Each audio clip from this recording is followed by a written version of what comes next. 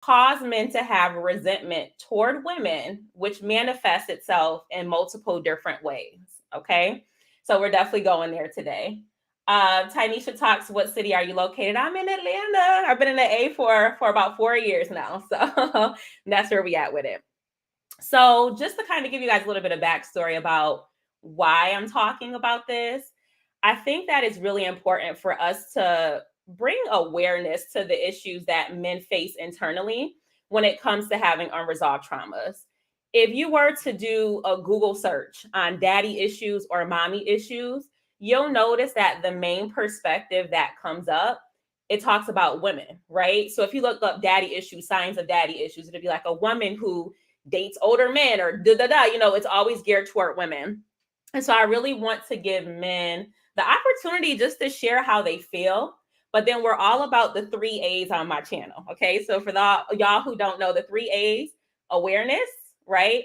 Accountability, and then taking action. And so I really want to raise awareness of these issues so that men can take accountability for how they may have caused them to navigate relationships with women, and then take action and make changes, right? Healing, working on your spirituality, your religion, therapy, right? All those things so that you can become a better person. But yeah, Kofi, this topic sounds heavy. I know. I'm sitting here like, there's so much to talk about on this topic that I don't think we can cover it all today. But I really, really want you all to get something good out of this conversation. So that's the goal. But in addition to targeting men with this conversation, women, I think this is very important for you to know about as well, because it's really going to help you with spotting men who might have these issues, right? You're out here getting triggered by men because you're not aware of how to spot the red flags or how to navigate the red flags when you do see them. So this is something that will benefit men and women. Now, as a disclaimer, because I saw some people commenting on just the promo I was doing, I understand that women have daddy issues. I understand that women have mommy issues. We've talked about this on my channel before, right?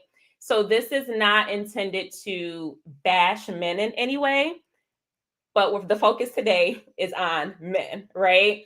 I want us to adopt a this is not your moment type of approach in this conversation. So yes, we understand that women have issues too, but what we're focusing on today is men. So bringing up, women do this too, da da da, that is a sign of deflection.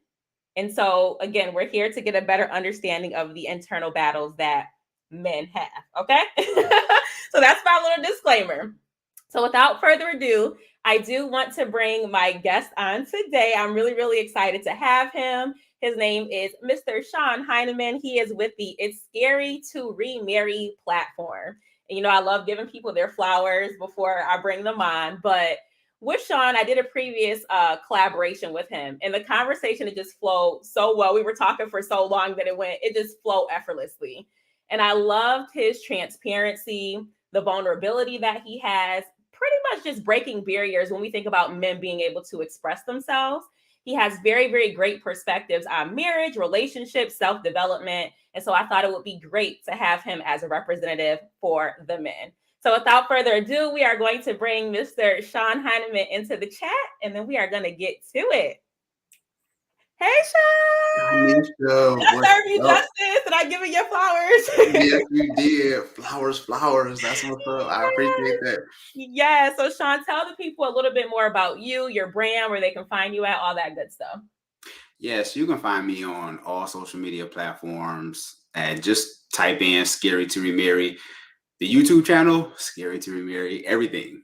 So you can find me on, just type it in, you'll find me. I came up with the name Scary to Remarry because I was married for 15 years, went through a divorce. And in that process, I knew I wasn't done with love. So I had to ask myself, am I really ready to do this again? Do I really want to do this again? And what does the dating scene look like for me at that time, being married for 15 years? And it was a personal struggle because I had to realize, what do I really want in a woman moving forward? And of course, I married at 40. I married at 24, remarried at 40. So it's just the process of, do I have what it takes? Do I really believe that I have what it takes to do this again? So that's kind of just the gist of it. But you can go to the YouTube channel, find out all about all the stuff that I went through. I'm very transparent about my personal life, about my personal struggles and issues. So thanks again for inviting me on this platform. I appreciate it because this is a topic that I'm really passionate about. This is so good. And yes, like Court said, we are all here for the vulnerability because it is so rare. And kind of like a previous comment said, this is a very heavy topic. And I was saying before, I don't know if we can cover every aspect of it, but I'm thinking that we can kind of start with what some of the signs are that a man might have mommy issues or daddy issues, how to navigate those and see how they're impacting your relationships, and then just figuring out what we can do to, of course, improve those things, get better. So I wanted to show a quick clip from one of my previous videos. I'm going to put it in the comments for you guys. But if you did not watch my video that talked about mommy issues, please check it out. That was probably one of my favorite videos. And it kind of broke down, well, it did break down issues in men and women. So we're going to play a clip that talks about the male aspect, and then we'll go ahead and get started.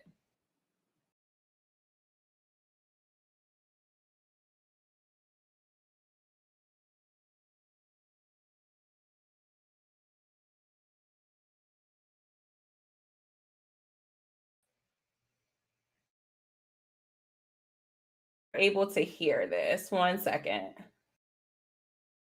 Impact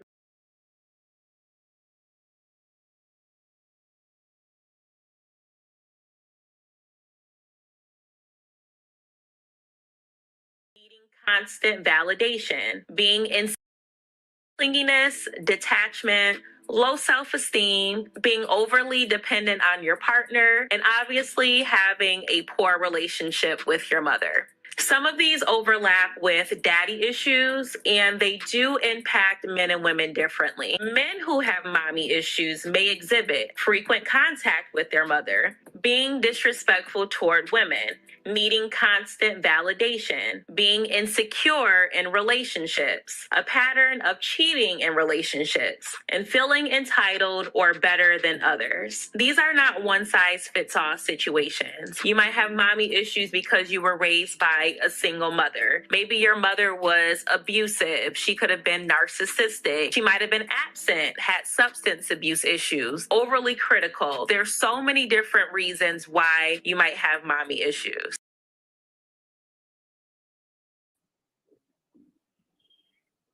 So we are going to go ahead and get into it. I think I want to kind of focus on just a few of those things from the list. I'm sure, Sean, you could probably come up with a whole bunch of other things that weren't mentioned. Whew. But I think the biggest thing, so the overarching thing that impacts men is just a general sense of resentment or disrespect toward women, right? And I think that a lot of times this has come through as misogyny, having a disdain for women. You see women as the enemy. They are your op, like you can't trust them. And because there is a general sense of distrust, you don't treat them with respect because you feel like you can't trust them. Or I think that sometimes men see them as kind of like a reflection of their mom, right? So a lot of times men, and you mentioned this in one of your videos, men will date women who have similar qualities as their mother. And if they're mistreating the woman, that's kind of like their subconscious way of getting vengeance on their mom for all those feelings that they have. So what do you think about that? Just when it comes to the general disrespect that men have toward women, how do you think that aligns with possible mommy or daddy issues? Yeah, I think, and a lot of it you addressed in that video, which was one of my favorite videos of yours, by the way, because I was like, I'm glad you decided to tackle this from a woman's perspective. So I'm glad you brought that up. I was doing research, and when they talked about overprotective parents, especially mothers,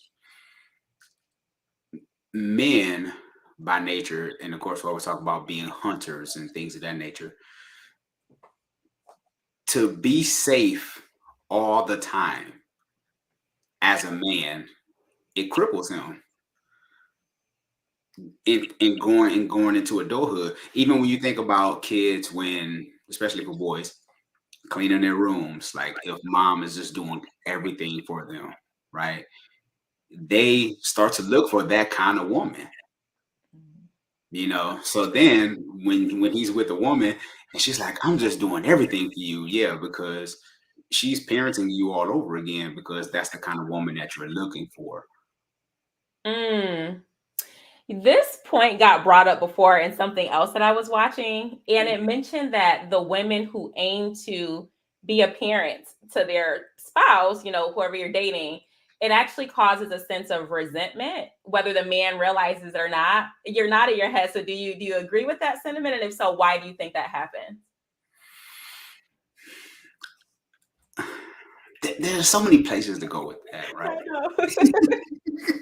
There's so many places to go. And let me know if I'm answering this question, but I've seen it time and time again where moms, it's almost as if they want to raise their son to be the man that they never had, The sun right? has emotional weakness. Yeah. Ooh, okay. Yeah. So ideally in her head, she want her son to be this man that she never had. And in this process, it's like, I want you to be perfect. I want you to be flawless. But we have a tendency to forget that when we're raising kids, especially our boys, they're going to marry someone. We're raising future husbands.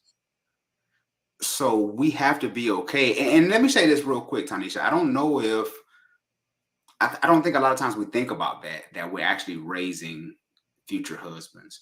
And I don't ever want to take away from a mother's love, a mother's impact. I don't ever want to discard that. But at the same time, we have to realize, because as fathers, we're tough on our boys because we realize we don't really get that much grace. Mm, yeah. Yeah. So we're hard because even when I have three boys, I have a daughter, but I have three boys. Mm. And everything that I teach them, Tanisha, it's all about the end goal. It's all about the future. It's not about today. Right. So a lot of times I'm raising them, clean up behind yourself, these kind of things. So that way, when you get married, your wife is not going to have to clean up behind you every 5 minutes. You know what I'm saying? Because you're Mm. adequate enough to do that on your own, especially in today's culture where your wife has to work just like you do. So you might have to help fold laundry. You might have to help wash dishes and mop floors and things of that nature. So Okay. So do you feel like, because a lot of men will feel as if they got the short end of the stick with their upbringing in terms of them getting harder treatment, like you said, the sisters might have been raised a little bit softer. Do you feel like that aids to the resentment that men have toward their mothers, which translates over into how they view women in general? I agree. Okay. Totally agree. Yeah, I think that's important. But this is why I think it's important that we have two parent homes. And I know this is, I hope nobody don't come for me. But Tell them like it is. Go okay. ahead.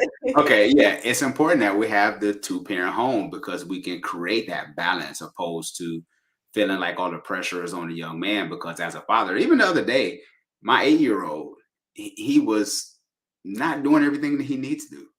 Mm. And when his mom was gone, she went to get a massage and went to, do some girl stuff. And he couldn't get on his Xbox because the new Fortnite came out. And I talked to him. I said, look, if you do what you need to do, you're going to be good.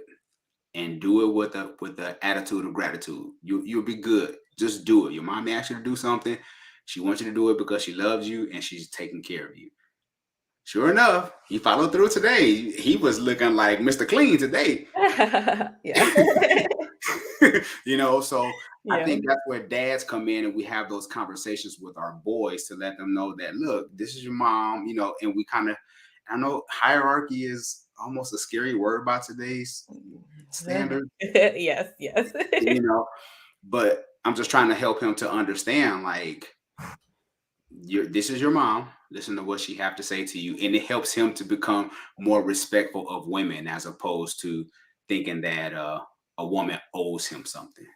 Mm, okay. Okay. So I can also see from the male perspective having resentment toward your mom if you feel like that was stripped from you, right?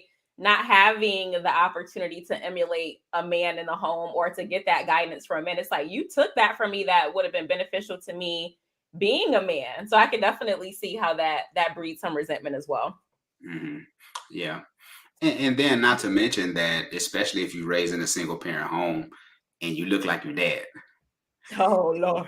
You look just like him. You look just like your dad. Yeah, that's real. That's real. Yeah. Okay. Okay.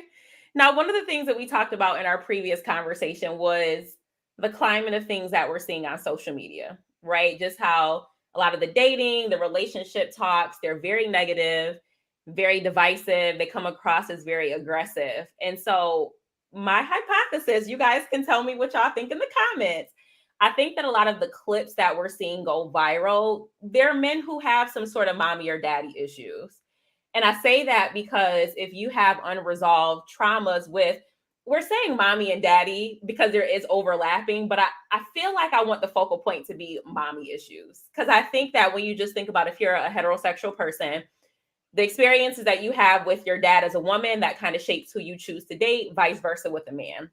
But what I see is just like these conversations of I don't need a woman, it's not going to benefit me to be with anybody, like you're out to get me, you're wrong, I never do any wrong. All of that is tied into these issues that we're talking about with women. So in terms of this climate, how do we escape that, and how do we make it so that we're not pedestalizing these men who have such negative viewpoints of women, because these are the people who get the views, right? They're the people who are kind of pulling on people's heartstrings because they know that that is something that's going to invoke an emotional response. And I just want us to get to a point where we're a little bit more aware of that so that we're not supporting that type of content. So how do you feel about that being on the flip side of things? Yeah, we talked about this in our previous interview. Mm-hmm. It's tough. It really is, especially in this social media age, because of, like you said, the guys that spewing hatred and resentment and things like that, they're the ones that's getting the clicks. They're the ones that's getting ran up on YouTube. I really believe that we have to do life with people offline, right? My mentor, he told me one time, he said, disciples aren't mass produced, they're handcrafted, Mm-hmm. right? So Mm-hmm. you taking one person at a time and you help develop that person, whether if y'all go to a Starbucks. And again, I could be telling my age, but I'm just saying, I think I think one person at a time is how we can create change. Because with me doing life with you on a regular basis and you seeing me offline, Mm-hmm.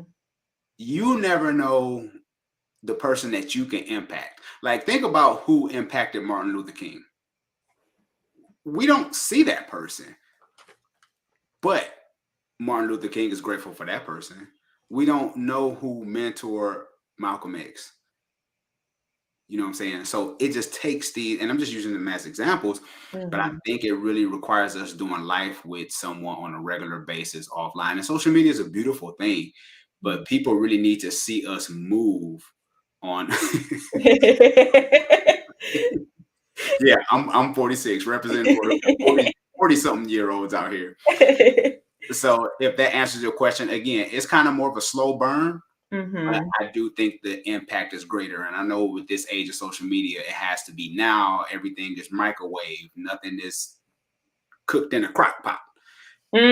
Very true. Very true. Yeah. I think that what ends up happening is that because we've normalized these conversations, it's like everyone is kind of seeking perfection, right? And this is why we have these disagreements about high value or, who brings what to the table and all those fun things that we love to talk about, right? But I think that what is happening is it's like, again, because there is a sense of resentment toward women, a lot of men are like, in order for me to even respect you or see you as a fraction of a person, you have to check X, Y, and Z boxes. You have to be this, you have to be traditional, you have to have a low body count, you can't have kids, and they list all these things, right? And it's become so normal for us to think that way that my concern is just that we're masking bigger issues because we're normalizing things like this. So that kind of brings me into my next point, because I think one of the issues with men having mommy issues is that a lot of the ways that these issues manifest themselves, they're normalized by society, right? So if we think back to the list that I was talking about in the video, emotional unavailability is a huge one, a huge, huge, huge one. And we're going to go into, what emotional unavailability means. But because we live in a society where we say, men don't show emotions, right? You are seen as weak if you do that. We put this in the minds of men, but it's masking underlying issues with emotion, right? And that's directly tied to having issues with your mother. So there was an article about emotional unavailability, and I'll go through this quick. I talked about this in another one of my videos, so I'll link it. But just so that you guys know what it means, if you are emotionally unavailable, it essentially means that you are incapable or unwilling of giving people the emotional safety that is kind of justified in a relationship, or you struggle with displaying your own emotions or vocalizing them. So you might keep your options open. You feel like relationships are a chore, they drain you. Again, we talked about how a lot of people view marriage. You have anxiety when it comes to relationships. You struggle with trusting people. You worry about losing your independence in a relationship. And so these are things that we're commonly seeing, but again, it's normalized. So how do we push through that? How do we break past these societal norms that are encouraging this type of unhealthy behavior? Since we're talking about mommy issues, Mhm. and I would just use me as an example real quick, right? My mom was emotionally unavailable. She worked, she took care of us, had a roof over our head, but that played out into my life, into relationships. Mhm. So I became emotionally unavailable to other people because I just didn't know how to process what I felt. And if I did say what I felt, it came out in such a disrespectful way that people weren't able to receive it Mm. because I wasn't able to get that at home. I Okay. didn't get a lot of hugs and kisses at home. So again, growing up, I was cold. So if I'm with somebody who loves public display of affection, I can't get that to you. Right. So I think a lot of it comes down to, and again, this isn't no shade to moms and stuff like that, but I Yeah. do believe that if mom have a healthy relationship with men, that can help sons. And I think that's important because when mom is having issues with men, it's hard for her to not convey that to her son. Mhm. So she having I remember as a child, like, and no shade to mom, love my mom, I'm just being transparent. I was birthed out of adultery. So every time my dad's him and his wife anniversary would come around, my mom would come crying to me.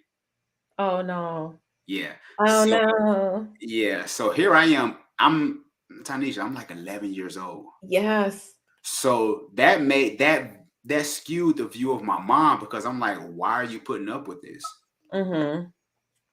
So that right there made me, because if mom not holding it together, how am I expecting to be with a woman that's going to be strong and confident? I'm going to attract those kind of women. And sure enough, because of my lack of self-confidence, those were the kind of women I attracted. Mm. You know what's interesting? So what you just described is Mhm. parentification. Yep. And for those of you who don't know what that is, it's literally where as a child, your parent is putting you in situations that you shouldn't be experiencing as a child. So in Sean's example, he became the emotional support for his mom because obviously there was disconnect with the dad. And so that again is something that ties into mommy issues. So there's so many things that kind of go hand in hand. But what's interesting is I think it's kind of like a double-edged sword because, like you said, and I've heard so many men say this, where they're like, my mom, she didn't really give me hugs, so I struggle with vulnerability. But at the same time, when you ask them about the type of women that they're looking for, they want women who are strong. Like, that's the thing that comes up. I want a strong woman. And when you think about, okay, well, what does a strong woman look like to you? Being able to endure whatever hardships without showing any signs of weakness, which is often emotion. So it's like the thing that triggered them as a child is what they're seeking in adulthood, and they don't realize that they're kind of re-traumatizing themselves in that way, and so it becomes a vicious cycle. Mhm. Yes, because, and I think you might have addressed this in one of your videos before, I think where you talked about we attract like mommy or daddy kind of people that we are familiar with. And as an adult, we feel like we can solve that problem that we had in childhood. Mm-hmm. So we end up attracting those kind of people. And as I've gotten older and remarried, now that I'm older, I'm like, I need affection. I need those hugs and kisses. You know what I'm saying? But because I was able to identify my childhood trauma with my mom, it's only because I was able to deal with that is that I was able to see my true self. Mm, that's real. That's Mm, real. mm. The second thing I want to talk about, again, we're touching on things that are normalized for men based on gender roles that are problematic. I want to talk about sexual habits, because this is something that's so big that I don't think we acknowledge.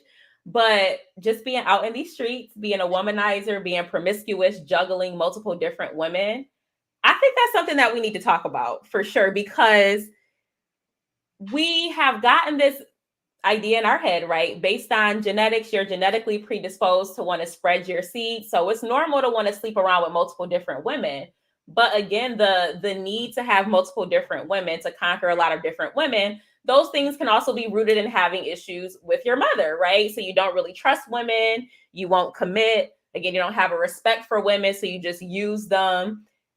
How do we get that out of our head? Like, how do we break? It's something that's been ingrained for so long. The idea that when it comes to respecting yourself, women are the only ones who should have sexual standards, right? If a man sleeps around, it's not an indication that there's something wrong with him or something that he needs to heal from.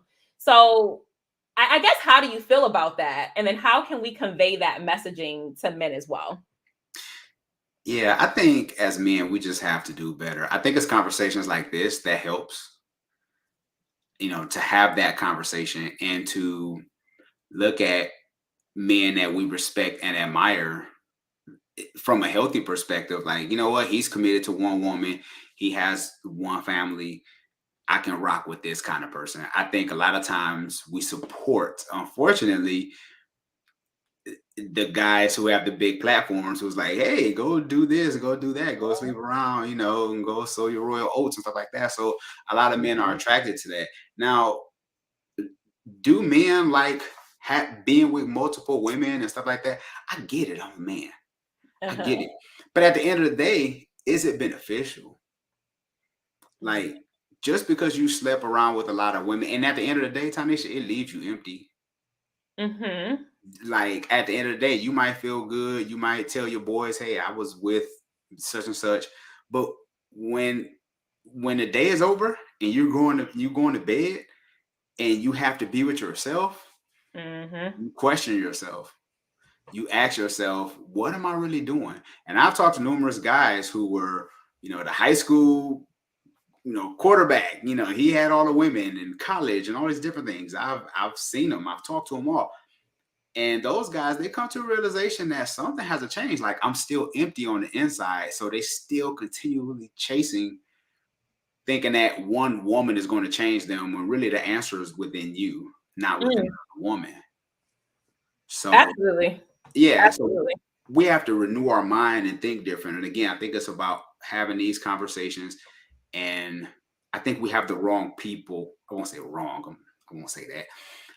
I Mhm. think it just depends on who we are, who we can rock with. Are we willing to listen to a different perspective opposed to just the sleeping with multiple women kind of thing? I think we need to have that conversation more often. And I think is I want to kind of address some of these comments, because a common consensus that I'm seeing is like, it's, which is true, right? We tend to inflate the amount of women that men actually have. So in other words, we think men are having more sex than they really are. But I guess what I'm trying to get at is your sexual habit. So we use the example of using a woman for sex, even if it's just one woman that you're dealing with. That is such a norm, right? So you start to kind of pick women apart and you're like, well, you're a fun girl. You can't be taken seriously. But a lot of it just kind of boils back down to your inability to commit to a woman. You do these type of casual sexual things. And I think that when it comes to a woman, right? So if I was a woman, I just had casual interactions with men. Every man that I've ever been was just been casual. you guys would probably be like, oh, she might have some kind of daddy issues, right? She navigates sex in a weird way. But on the flip side, if a man is doing that, again, that is the norm. We don't really bring up the fact that he might have things that he is struggling with as well. But because he's a man, it's normalized. And that's what I want to kind of get at. Because if a man isn't there, so if there's not a father showing him guidance and he's just around his friends, his counterparts who are moving in the same way, who is holding them accountable? Because we talk about holding women accountable quite regularly. And I think that, yes, as a woman, you are responsible to an extent for holding your friends accountable. And if you see something that is a self-destructive behavior, something that they can improve on, I think you should say something. But my concern is that those type of conversations aren't really happening with men because society encourages or enables that type of behavior. Yeah, and again, with this social media world that we live in, it doesn't get the clicks, it doesn't get the likes. So you're pushed to the bottom of the totem pole where all the other guys that's saying the more quote unquote popular things, they're getting the attention. So sometimes I think it's hard for guys who it's like speak your truth. If Mm, if you are if you believe in monogamy with one woman, that's okay. Like be your authentic self. I think sometimes men look to get validated too, mm-hmm. instead of just living and where you are. And I always tell people, I'm like, look, I'm happy at home. I'm married to one woman, and that's okay. And that's my story, and I'm gonna rock with it. But I think too, some men have to go on a journey to where they need to find themselves because they might be lacking that father in the home.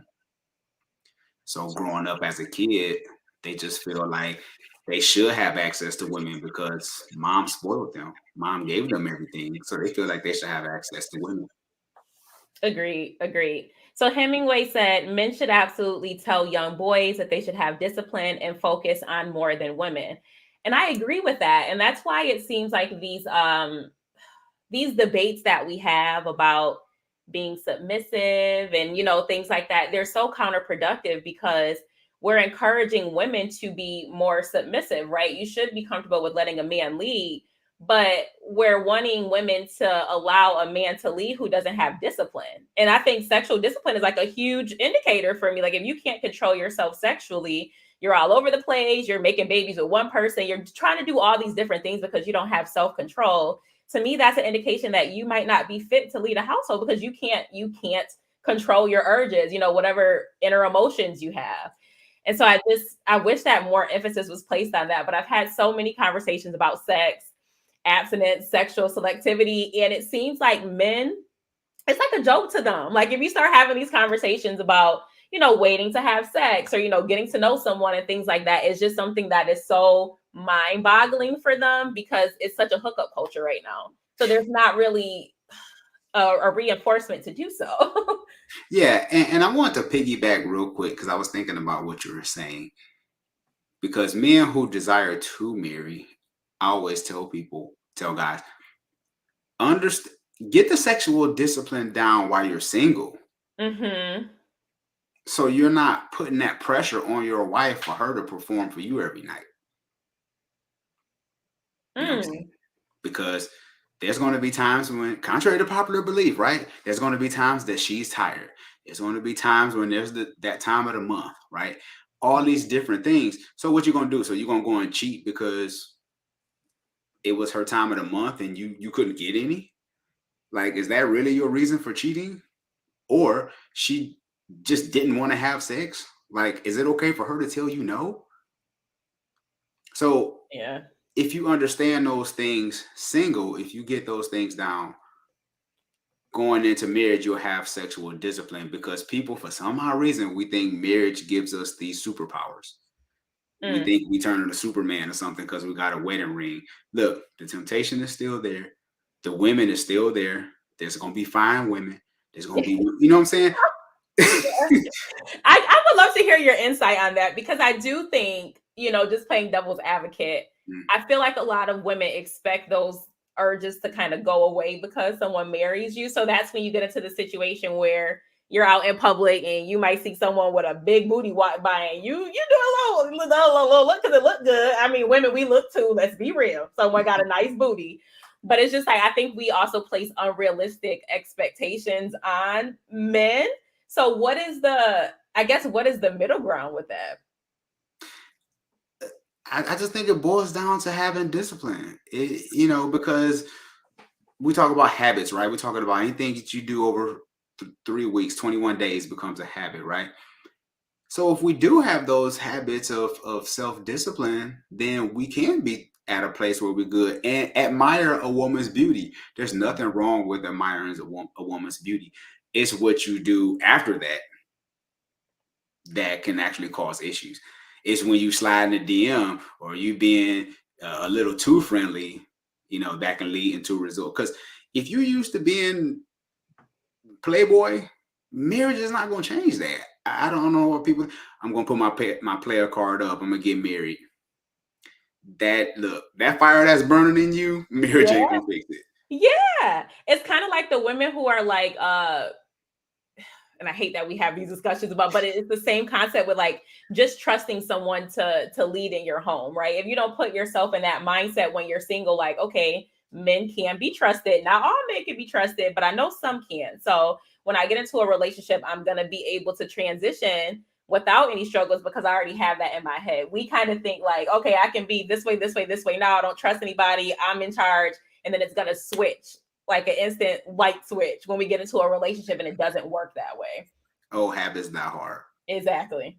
I Yeah. want to bring up something here that Travis said. So, Travis says, what do you say to a father that guides his son and encourages him to not be serious with women and play the field until he reaches a certain level of financial success? Okay. That's a good Shout out to question. Travis. Thank you for the question. First of all, when you say play the field until what is financial success? Because I hear a lot of guys say that they like once I hit this certain amount of money, then I get married. So here it is, you have a good woman and you're leading her on, thinking that once he hit this certain level of finances, he's gonna put a ring on my finger. There's no number that's gonna make you happy. We have this irresistible, insatiable feeling of always wanting more. So I guess the question is, when will we ever be content? Mm, And then playing the field, I get it as a man. But again, if he desires to be with one woman, playing the field, because a lot of times people say, sow your royal oats, do all these different things, mhm. but it doesn't solve that inner issue that you have. Like we talked about with mommy issues, it doesn't solve anything. When a man doesn't know who he is, he's going to leave a trail of hurt women and children behind him. Oof. Say that again. I do believe I believe change starts with the man because a lot of times men we want to be leaders, we want to be all these other things, we want to be called kings, but when it's time to sacrifice for our tribe, we're not willing to sacrifice. Mm, yes, I agree. Yeah. And I think the issue with that to a previous comment was saying how a lot of men were steered wrong. I think this is similar to how a lot of women are steered wrong. So if you just kind of think about it, right? So they say that men reach their peak financially when they're like maybe late 30s, closer to 40, right? So Mm-hmm. if you're saying that men should play the field until they get to that point, let's just assume that's the level of financial success that he was talking about. What are the women supposed to do at that point? Because if I'm waiting for you, right, I'm preserving myself, I'm not doing anything until marriage the way you tell me I'm supposed to.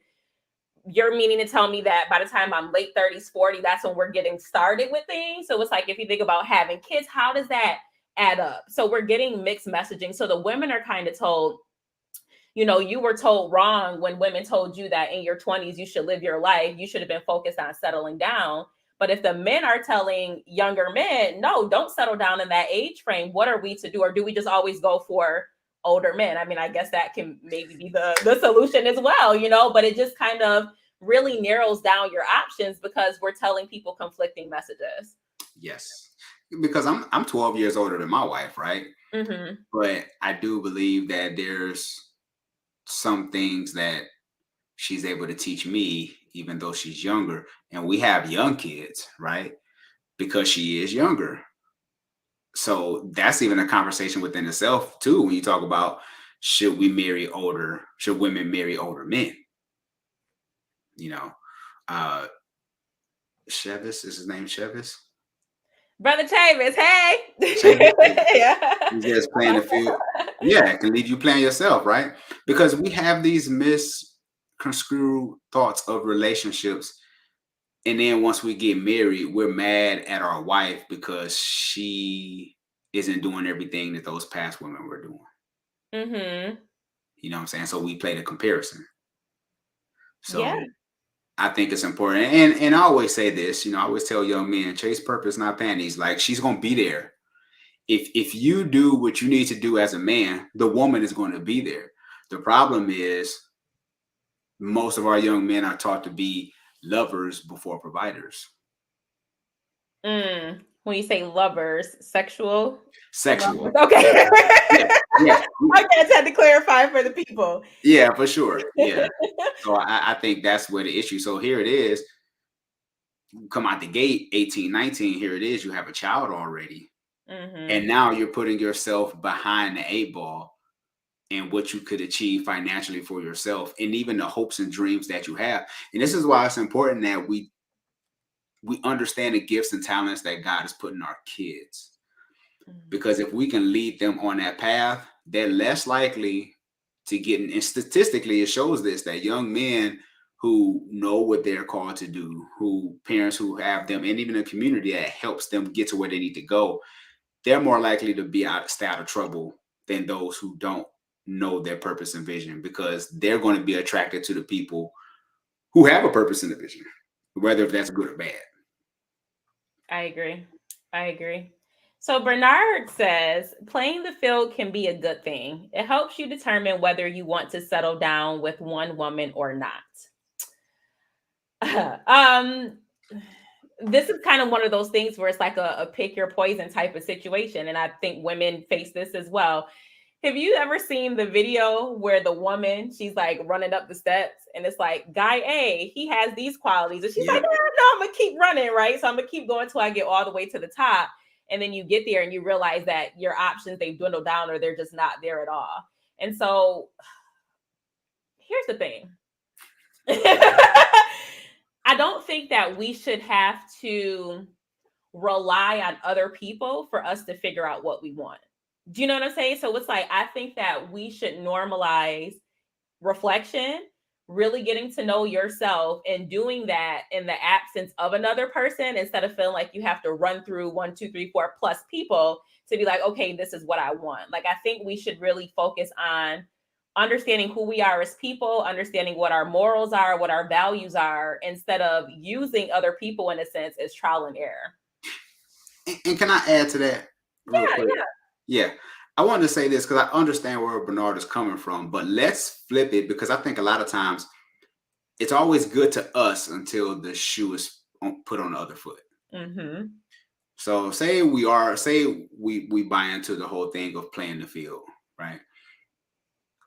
It's when we get into a relationship with a woman and we realize that she's been hurt by guys who've been playing the field. Now we mad at that guy because he was playing the field with your woman. Yeah. You see what I'm saying? It's cool until it happens to us. Mm-hmm. So I think if we're a little more mindful, that's like, you know what? And this takes a disciplined person to say this, but I'm just saying, if we think about this person might not be with me for the rest of my life, let me handle this person with care. Opposed to sending other, just trying to find yourself. So you just running through women, and again, it's cool until it happens to us.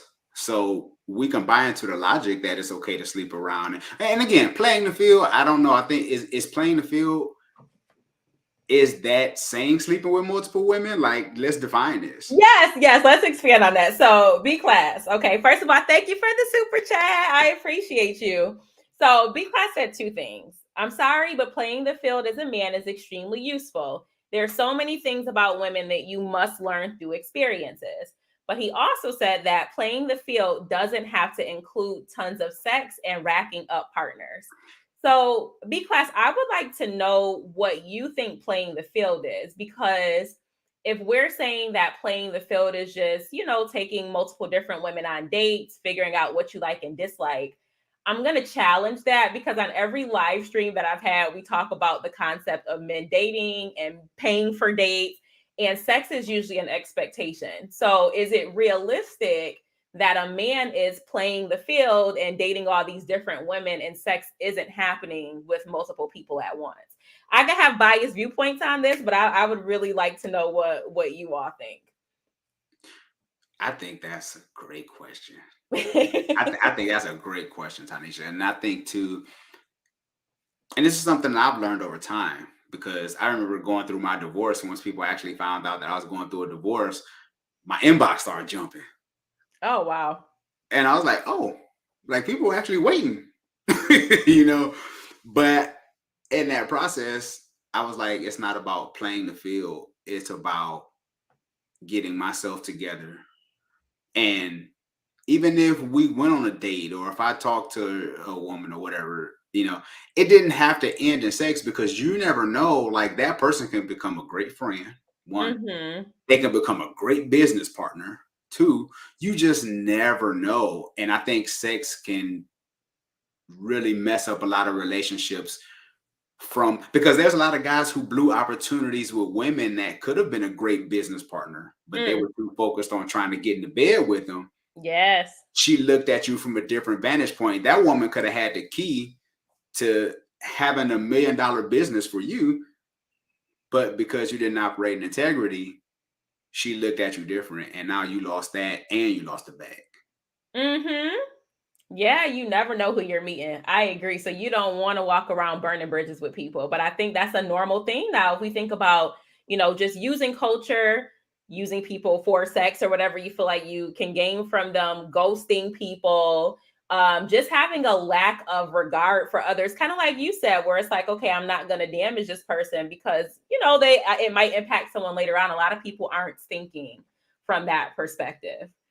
Now, B class, we're gonna go back to your comment because I want to understand, brother. Okay, so playing the field is dating around, having plenty of conversations, having some healthy situationships, keeping sex intentional. So, are you saying that dating around for you is like maybe having platonic relationships with some women? So you're just picking their brain. You might not be taking them out on dates, but then there's some women that you're having sex with. I want to understand that. And maybe it could just be that I date differently, but I want to understand where you're coming from. I think too, Tanisha, and I'm pretty sure he's going to respond. Uh, Men, when we do date, we put women in classes. Mm. So the first night we go out with you, and if we kind of feel that vibe, or she's probably a little more aggressive, we put women in categories. So some women we will have a certain amount of respect for. Some other women we might not, because it's like, okay, well, she's putting it out there. Most guys are going to take sex if it's offered. Mm-hmm. Especially with today's culture, because I tell guys, I'm like, you don't have to brag about sex today. It's easier today than ever. Which is really saddening, but yes. Mm-hmm. Okay. Okay, so what do you say? I had to play the field and fail a lot with women to learn what about the type of man I need to be to have success with women, and B, learning what type of man I want to be for a woman. Go ahead, go ahead. But Tanisha, and see, this goes back, and I hear exactly what he's saying, but this goes back to the mom and son dynamic, Yes. Yes. right? This goes right back to the dynamic, because I heard a woman say to me one time she felt like it wasn't fair as a mom with the standards that a son have on his mom. She felt like it Mm. wasn't fair. But at the same time, mom and dad are I don't care how many more years on this earth we have, mom and dad are always going to be that blueprint to Yes. the way we see men and women. I agree with that, which is interesting because he clarified that he had both parents and both sets of grandparents. That's so interesting to me because I feel like those are things that you learn from your home, ideally, everyone's situation is different. But for me, I guess just speaking from my personal experience, I learned what I like and I don't like. And some things I had to learn on my own. So I will say that. But you kind of get the gist of that from what you're learning at home. So and this goes back to what I said before, do we need to go through cycle through multiple different people for us to learn that, right? If you just have those moments where you sit with yourself and you really think about what makes me happy as a person, I don't know if I always need to involve another person and use them. And I don't mean this offensively, be class, but use them as a crutch for me to figure my own self out. Like I think it's possible to do that without running through people. And then it also depends on like if you're doing that ethically. So if you are completely honest with these women and you're letting them know what it is and you have multiple different people, cool, that's fine. But a lot of men are not doing that. And that's just the reality. So they are probably playing the field, but they're not honest about it. And so they're building these different relationships with women, and the women are thinking like, okay, this is going in this direction. It's just you and I, because they don't want to be transparent about what's happening to push the women away. And it's just a very deceptive strategy. Let me ask you this, Tanisha. Yeah. Obviously, I kind of have been out the game for a minute. Obviously, how do you feel about, because a lot of times I hear women say, especially with single women, just from women like I coach, they're like, if he's honest about they're more attracted to the honesty than him trying to play a game. Mm-hmm. So there are some women that's like, he can get it if he's just being honest. Mm-hmm. I think most women feel that way, but I think Okay. that when we say that, men will bring up the examples of women who are like, if he tells them, I don't want to be with you, and they still try, right? There are going to be those women out there who are like, okay, you're honest with me and you told me you don't want this, but I'm still going to keep trying. But there are a lot of other women who are like, if you're honest with me from the beginning about what it is that you want, I now know how to navigate the situation and not, get my feelings involved or go in blind because I'm thinking it's something that it's not. Versus, you just having me walking, you pull the wool from over my eyes and I'm completely confused. So I agree. I think honestly, that honesty definitely goes a long way. Mm. Yeah. Mm. So there was another comment. So Harrison, family values. Hello, welcome. I don't know if I've seen you on my lives before. But if we were guided by men, we wouldn't need to be playing the field to learn how we ought to be with women. We need to be raised and taught by our dads and watch how they treat our mothers. And I highlighted that because I know you spoke about that in your video where you said that you feel the key to improving our society, our community, it lies within the men. So can you talk about that a little bit more? Because Dr. Umar said something similar and he caught a lot of slack for that. So what are your thoughts? Yeah, the issue with, again, the thing with men is like, we want to be Black Panther, but we don't want to do what's best for Wakanda, right? Mm. So that I think that's the issue. And again, a lot of times, and no shade to single moms, but I believe that men, we don't get that a lot of times when we aren't raised by dad. When dad is in the house, and mom will tell you, there's a lot of when dad speaks, something just shifts. You can even think of statistically, when mom goes to church, a lot of times the kids, they don't go. But when the dad goes to church, everybody goes. That's the impact of a father. And I think most of our men don't know their value because they might have not gotten that from home. So they don't believe that they have that much impact. I always tell guys, you work more than what you bring home every 2 weeks. Once we understand who we are, that makes the difference. But a lot of guys is walking around here totally clueless. They think their value is based on how many women they sleep with. Mm-hmm. And a lot of guys don't know who they are. They're out here clueless. And Mm. at the end of the day, their worth is based on how many women I sleep with. Now, by the time you in your 40s and your 50s, now what? What have you got to show for a bunch of women that you slept with? You slept with over 100 women and none of them there to take care of you. Now you in a nursing home. Yeah. These comments, I'm just sitting here flipping through them. So Harrison Family Values again says, I learned not to do crack watching crack addicts. I didn't have to have a hands-on experience. When working a job, that concept works, but always, do you mean but not always with women? Clarify that part. But I do agree with the beginning part. You can kind of observe what works for you, what doesn't work for you without having a direct experience. So I think that was what I was trying to convey. So I do agree with that. And Go ahead, sorry.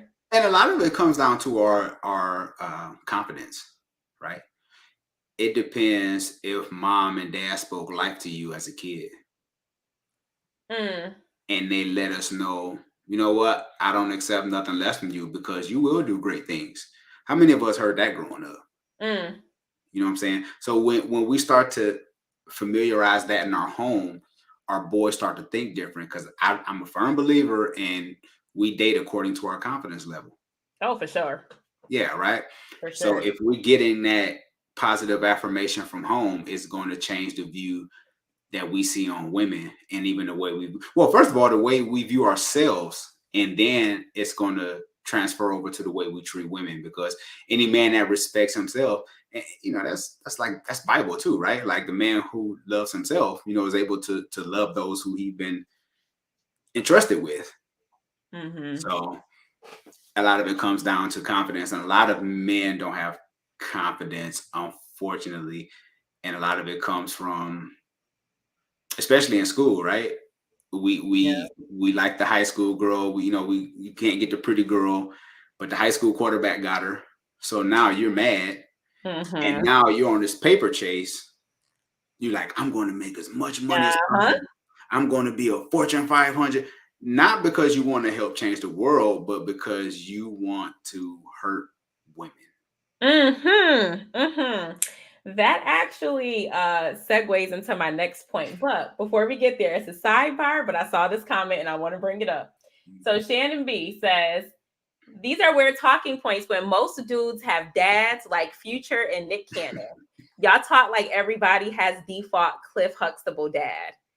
I think that this comment embodies daddy issues.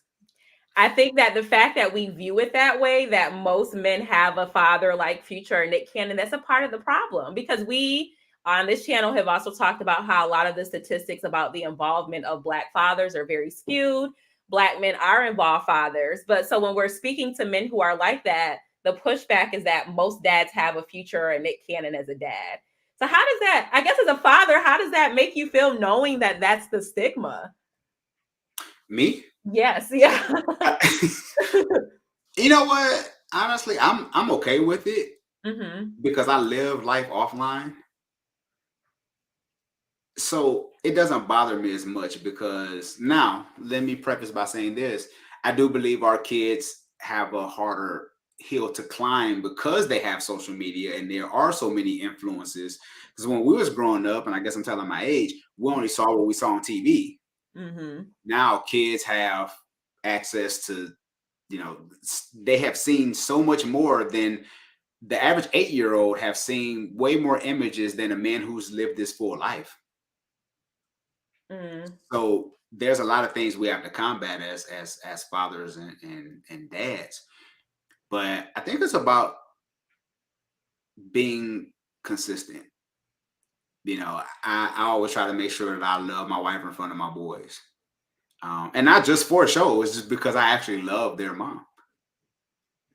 So when they do get out here in this world, they can always have that comparison. Like, you know what, I did have love and affection at home. My mom and dad, they did love me, opposed to what I'm seeing on social media or Future or whoever is the next rap icon. I don't know, but yeah. at least give your kids something Yeah. to So I, measure. I, I don't know if you see this comment. Bernard says Shaw old enough to remember Beeper. So I am coming for Hey, Bernard, you right. Shaw You know, man, you're right. I remember beepers, and you had to go to that phone and put that quarter in them joints. I remember that. like You know what I'm saying? that But is but so and I funny. always say this too, Tanisha, because I get it. I'm a little older, but at the same time, I always tell people I lived enough life. I, Mm-hmm. I get it. Like I've seen stuff comes and ebbs and flows. Like things come and they go. Mm-hmm. People get caught up in trends and they don't get caught up in truth. Mm. Speak to him. That's a quote. You need to put that on a shirt. Okay, so kind of going back to what you said before, where you were like, If a man sees that a more attractive or affluent man gets the woman, he goes on this chase to achieve all these different things to get women. So the other thing that I felt was a sign of mommy issues, which is normalized by society, is this idea of never being satisfied or being unhappy in life, right? So you always have this need to do something better. You can achieve whatever it is, but you never feel like it's good enough. And I think that gets mistaken for ambition. And I want to be clear that I'm saying ambition is good, right? So we should always strive to be better, but it's a difference where you just feel like it's never good enough. And so you're on a constant chase to achieve things, to obtain things so that you can feel whole within yourself. So you touched on this in one of your videos, and you said that men who feel like this, they're often the ones who are manipulating multiple different women to get what they want. Can you expand on that, please?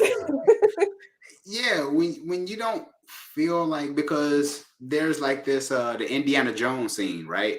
Where he's running from the rock and the rock is kind of rolling up behind him and he's running, that whole thing. Sometimes men feel like they run out of time. Mm. So they're like, and there's guys in their 20s, they're like 23, they're like, oh my god, my life is over. And I'm like, Might get that 23. right? Right.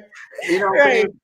So they feel like because I'm not a millionaire yet, because I'm not I haven't got the gold play button on YouTube, they feel like my life is over. So I'm gonna use and abuse anybody that I can get a hold on, because I need to get to this desired place.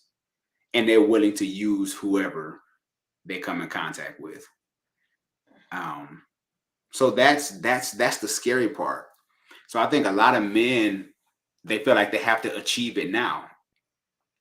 And again, I think this is one of the advantages of being older. You get to a place where you realize that you have to learn how to be content where you are. Yeah. Because a lot of guys, they're not content. And they're willing to run over whoever they can to get that desired outcome. And then you realize in the end, you haven't even really got to that outcome because you don't know who you are. You're just, Yeah. yeah, you're just running through women. That's all you know, unfortunately. Do you think that men do you think men realize this and it's just like at this point I don't care? Is it a subconscious thing? I think some just don't care Mm-hmm. because they're dealing with so much pain.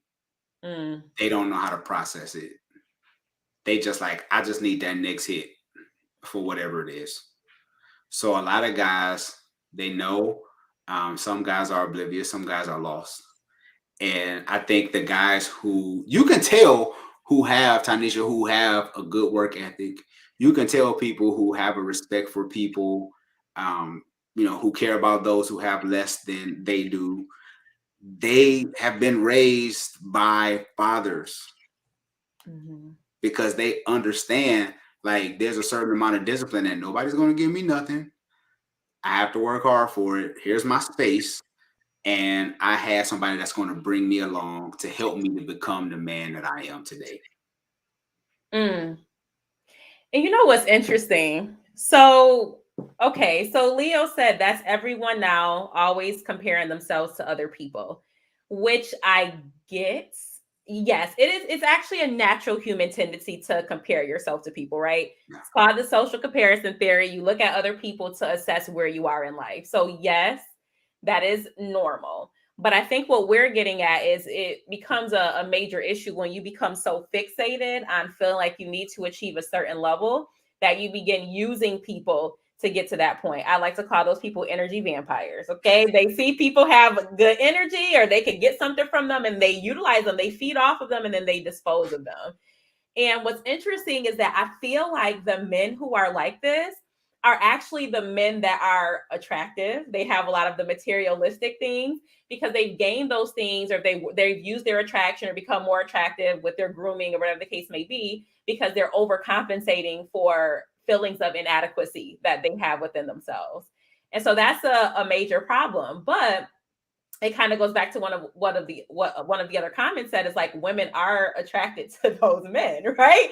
So it's like it's a vicious cycle, and we're pushing for men to hit these certain qualities in life, right? You want to get the money, you want to have the cars, these are going to attract women, but we're not breaking down what fuels a lot of those tendencies in men. So it's just kind of reiterating what we're talking about. We normalize a lot of these toxic behaviors.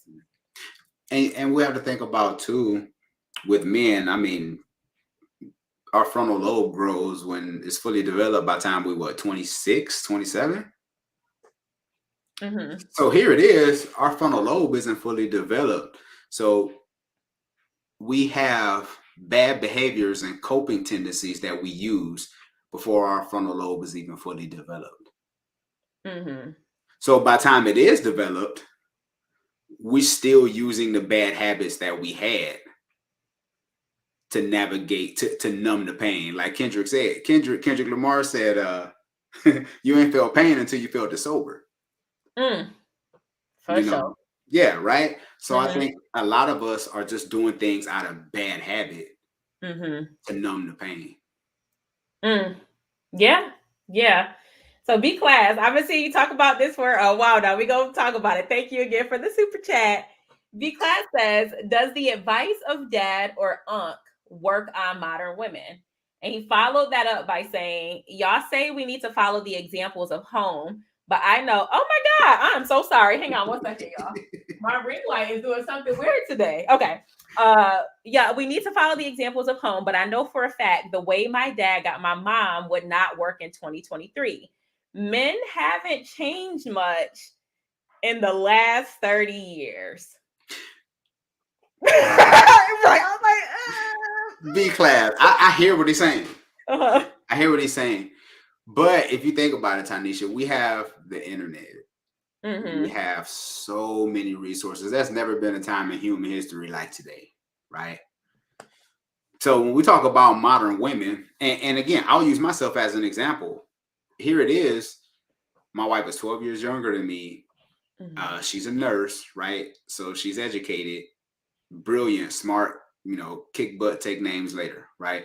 Mm-hmm. But women are still women. I don't care what anyone says. Like, if you're willing to be vulnerable, if you're willing to be consistent, if you're willing to be loving, if you're willing to be a protector, if you're willing to be a provider, and I'm not just saying finances, but shoot, provide some peace.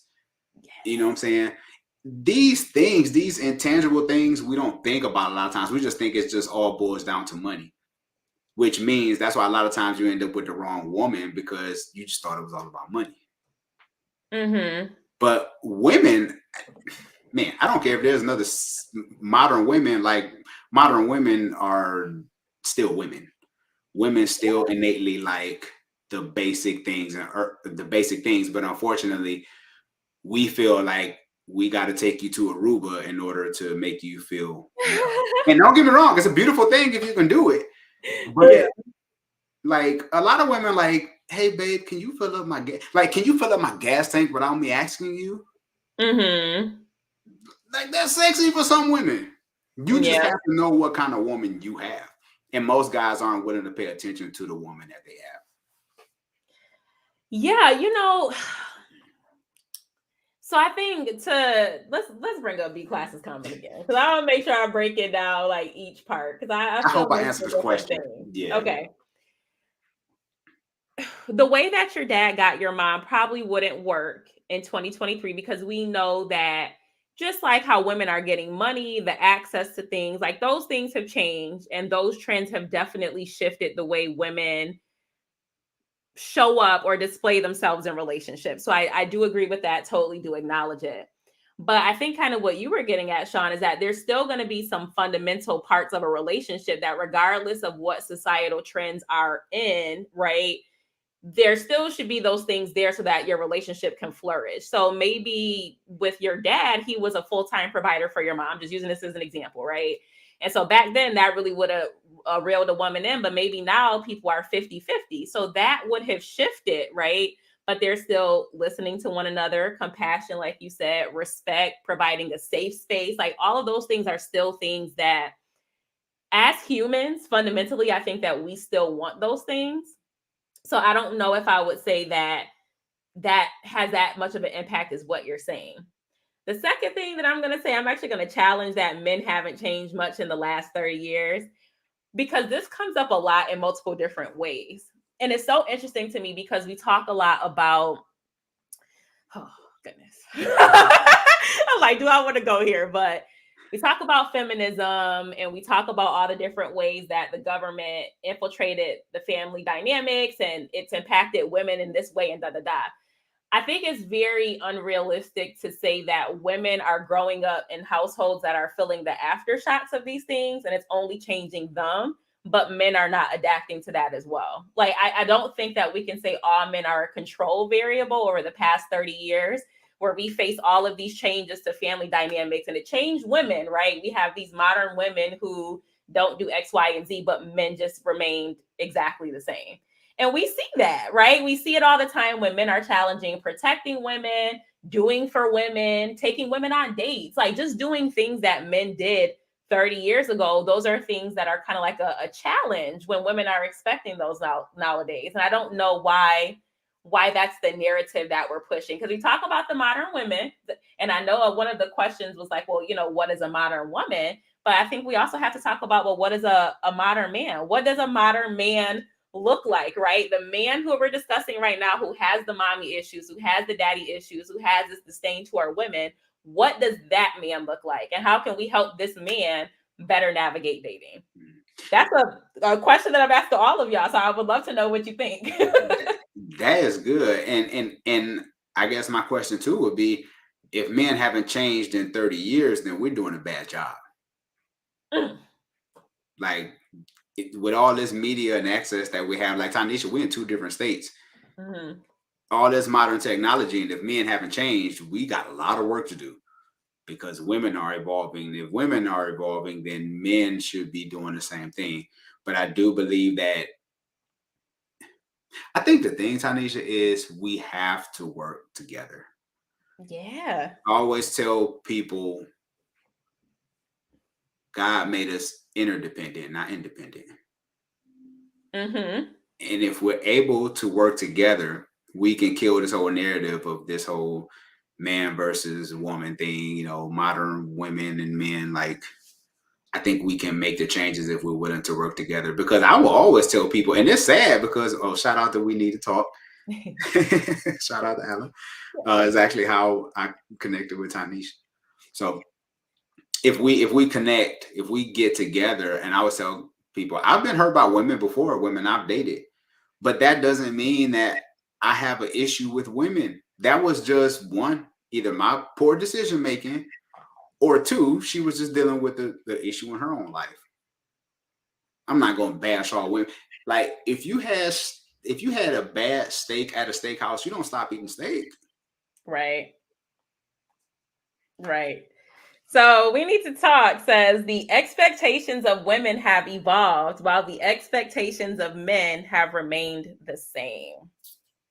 What do you feel about that? The expectations of women have evolved while the expectations of men have remained the same. I think a lot of that comes down to men not evolving. Like we have to start thinking different. We have to get along. We have to get along with the changes. We have to be okay with making change. Like, when change comes, you have to go with the times. If not, you will be a dinosaur. You know what I'm saying? You will be a fossil. Yeah. So I think a lot of us have to live some life, right? Get around. And I'm a big believer in this. This is why you got to have the healthy relationship with mom or your sister or stuff like that. You can learn from them. Mm-hmm. They can always give you game, not so much of how to run game on women, but how to respect a woman. I think we've gotten away from that. And I'm big on accountability, on personal accountability. So it's easy to be like, women are this, women are that, but it's you chose her. That was your choice. They are a result of your bad decision making. So before you blast women, you chose her, because if you had any good sense, you would realize that, you know what, my attention alone might not be enough for her. Mm.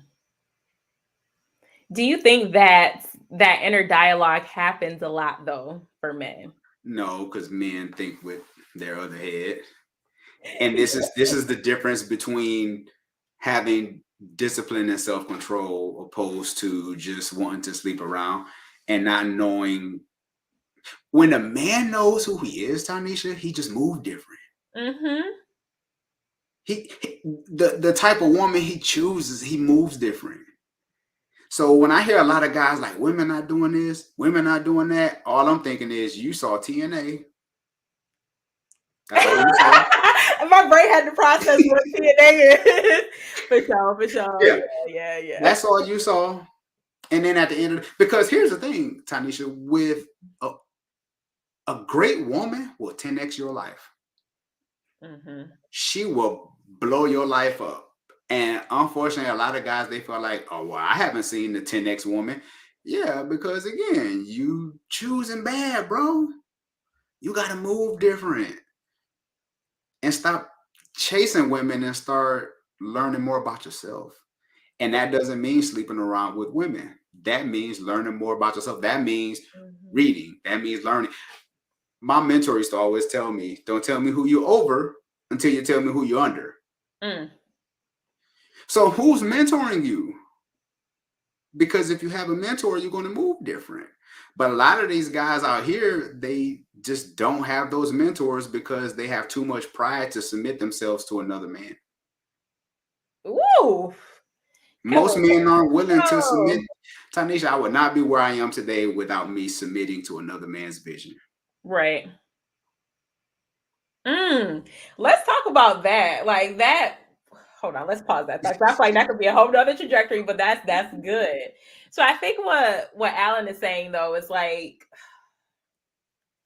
I know where he's going with this, just knowing him. And it's like I do agree to an extent. Just thinking, oh, this is tough. Because I'm like, do I really want to go down here? But I do think that in terms of what the expectations of men are, right? So financial support, which is probably going to be the biggest one that we see nowadays.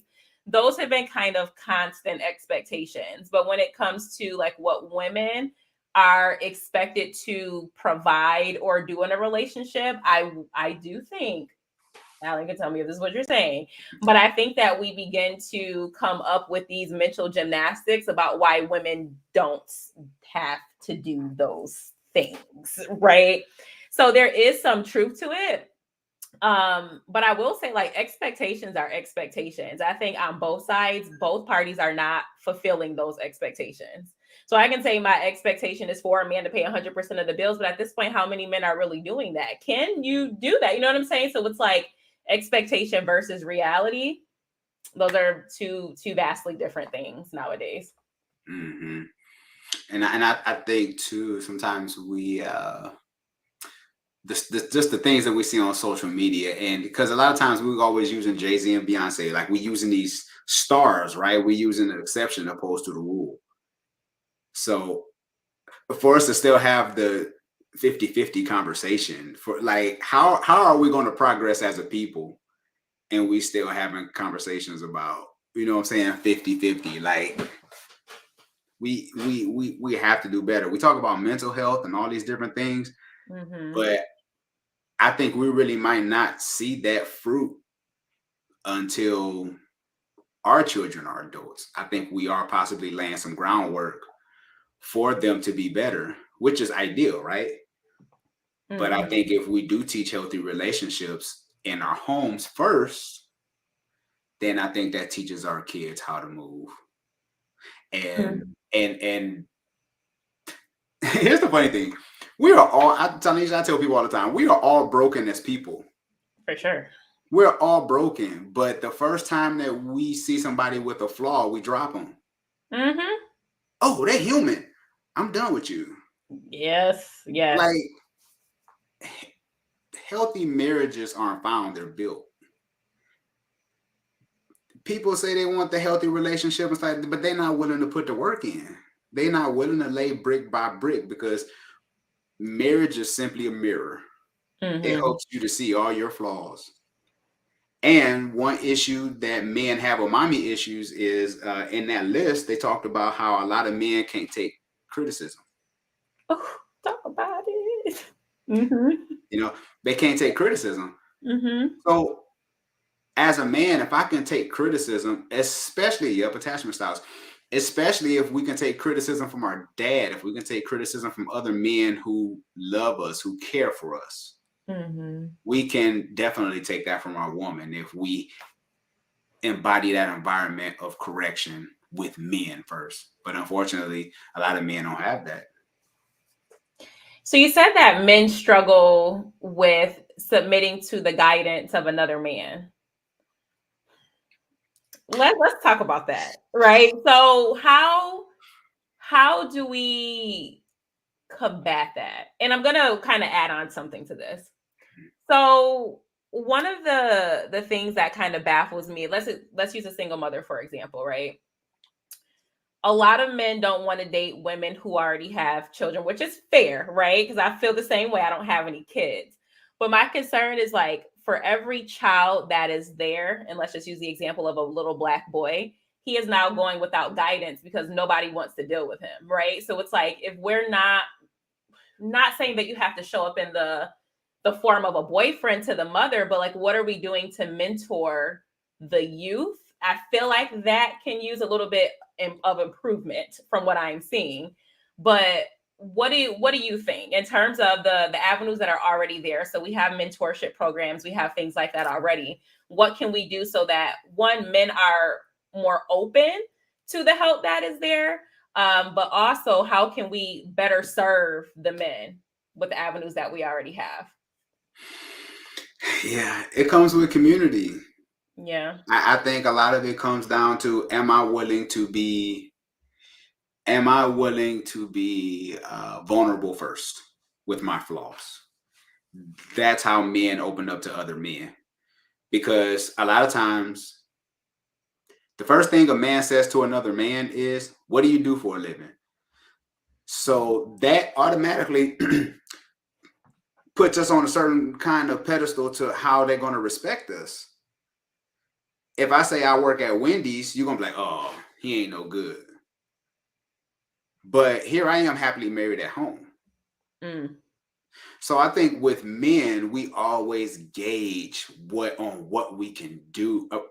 What do we do opposed to who we are? mm, So that makes the difference right there because that's how we start the conversation. What do you do for a living? And then we gauge it from there. So to the people who have, and I'm throwing them air quotes, influence or some form of power that you respect, I think those people who are in a little higher places, if they have some kind of integrity of themselves, depending on how you view that person, I think if you're willing to take those people under your wing, I'm not saying that you have to spend your whole day with this person or stuff like that, but just for them to see how you move, because that's what men are looking for. They want to see how you move. mm-hmm. If I get a new follower on social media, they just want to see how I move. Do he really love his wife? He said he loves his wife. Let me see. Yeah. Now, yeah. So now when they see that, then they take one step closer. Okay, I think I can rock with him now Mm-hmm. because he's doing what he's saying. So I think that's how we can coach, that's how we can foster that community. It's just through connecting with other men, being vulnerable, starting with me, and then Mm-hmm. we develop each relationship at a time. And again, like I said, Tanisha, it's a slow burn For because sure.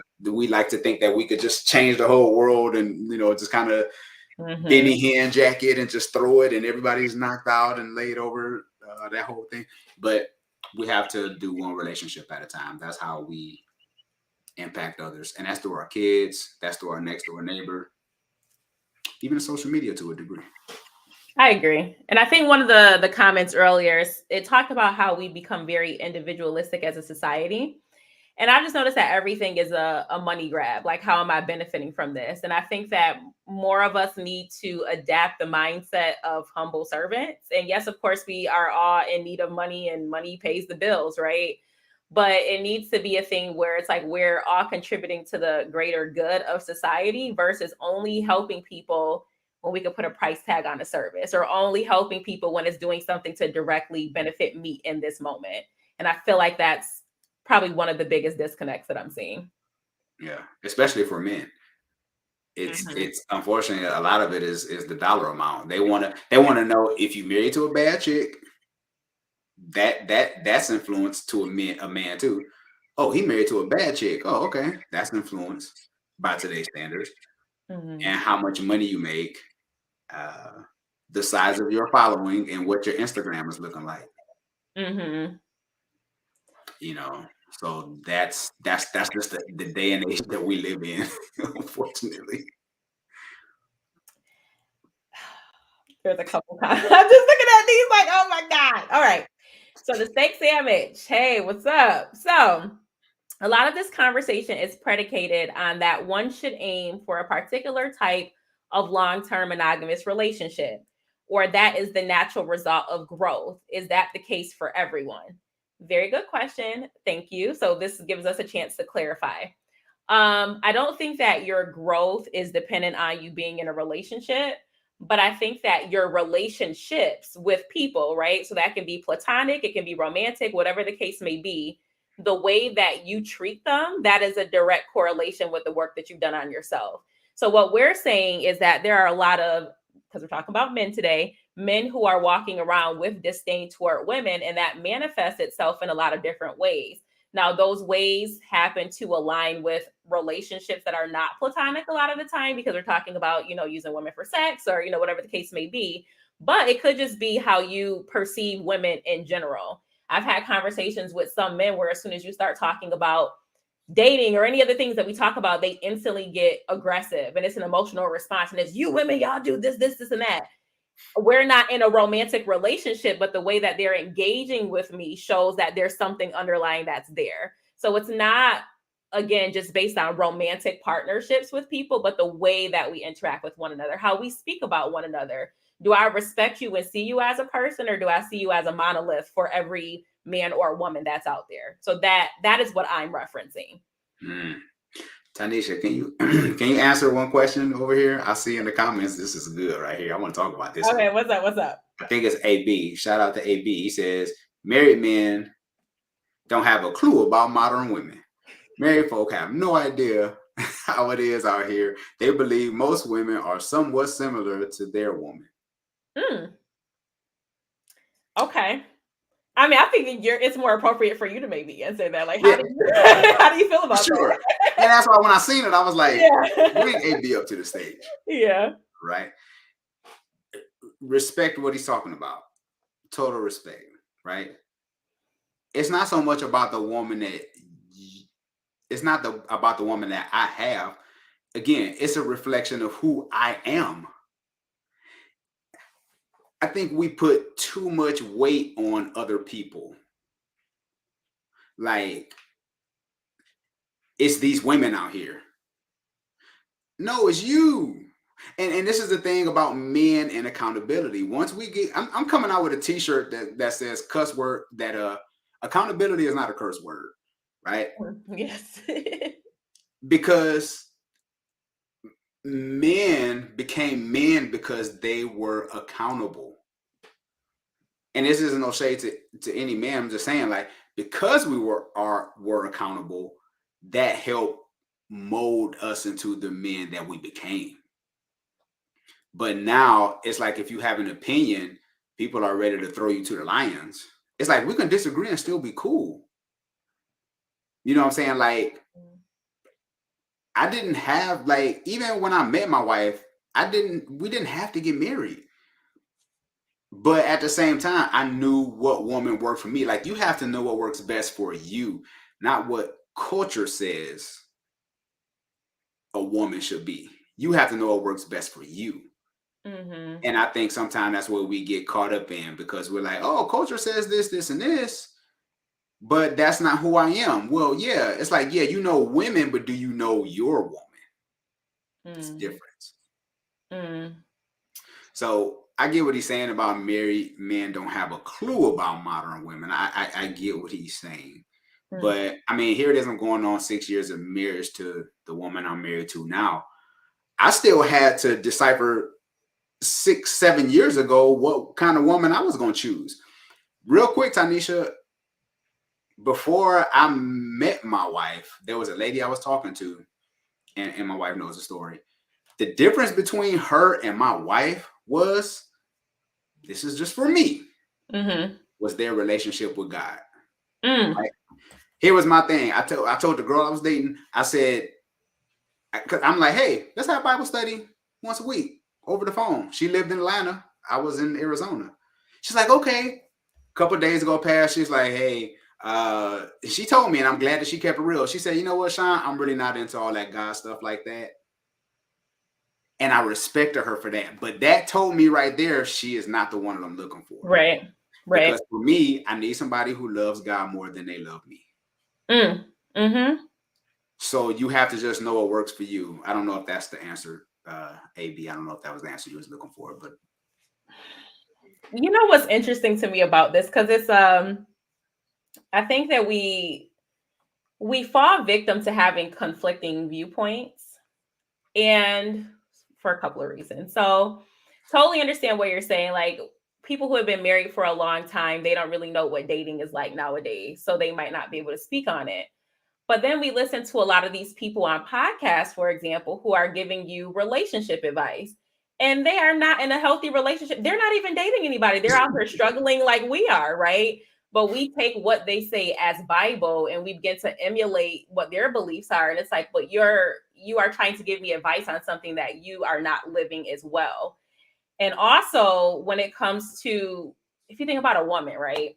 Men hate when women listen to their single friends. Like, don't listen to your single friends. Like, they're going to give you advice to skew you away from me. I could give you advice as a woman who's been in a relationship. Let's say I'm not married, but I've been with my boyfriend for, let's say, 5 years, right? I'm not on the dating scene, but if I give your girl advice, you would probably like the advice that I give her because it's going to be helpful for your situation. So I think we need to kind of pick our poison, because a lot of the viewpoints in those situations is that you should be seeking advice from someone who's in the position that you want to be in. But now all of a sudden, when we have a married person who is giving us gems and, letting them know what worked for them, and you can apply that as you see fit, right? Just take gems from that lesson. It seems like we're kind of picking it apart to fit the narratives that we have. And so I just want us to be a little bit more mindful of that, because it's like, okay, do you want to listen to the person who succeeded in this, or are you going to be listening to the person that's still struggling? What are you looking to get from the advice that you're receiving? So I don't know, when I saw that, it was just a little bit of a disconnect there. I love that. Can I say one thing real quick? Yeah. And this isn't arrogant, right? But I'm just gonna say this. This isn't arrogance. But if I was single again in 2023, I could find me a wife. Mm. I could, because I know who I am. Yes. And I know what I'm looking for. And I know what I value. There's a lot of great women out here. But a lot of times we want this person to be perfect when we just as broken as we can be. So I could find somebody. I mean, here it is. I married my wife in 6 months. We met on Instagram. And she's the baddest chick in the game. Listen, check your DMs, ladies. Respond to those DMs. All right, your husband's there. Yeah, right. Man, yeah. I just want my dudes to be good. Like, I want my brothers to succeed, because at the end of the day, if we are good, we have the power to change culture. Kofi, I don't know if you left the chat already, but I'm going to acknowledge it. Thank you so much for the super chat. I know you're going to get some food, but thank you for stopping by. I appreciate you being here, and I do value these conversations. So thank you again. With that being said, be class. we going at it tonight. Best advice is experience. Get outside. I feel so many different ways about this, because I feel like there are things that I can give good perspectives on, or things that might be healthier perspectives, but I haven't experienced it. I don't have kids, but I know when I do have a child with someone, what I want that person to look like and how I want our dynamic to be, but I haven't been there. Do you know what I'm saying? So it's like, yes, experience is a good teacher, but I think you can also witness things and figure out what works for you and how you're going to adapt your values based on that. Like you might see things that your parents did in their relationship and you didn't experience that. That was their relationship, but you learn from it and you can pass that on to other people. So I don't know. Again, my viewpoint stands the same. I think experience is great, but I also think that there are some times where you don't have to be in it in that moment to still give valuable feedback. I don't know. And also, like you were saying, I don't know if the dating climate has changed that drastically within the past 5 or 6 years, like you mentioned, where you would be completely out of touch with what's going on. I wouldn't be out of touch. I mean, the only reason why I was out of touch was because I was married for 15 years. Yeah, yeah, yeah, yeah. You know what I'm saying? So when I got married, I mean, Facebook was like new. You know what I'm saying? Um, so that was the difference between Facebook and then divorcing after 15 years. Yeah. He said, I'm grateful for my wife and I refuse to dip my toes into the acid water called the dating pool. Yes, stay where you at. It's rough out here, man. Stay where you at. Yeah.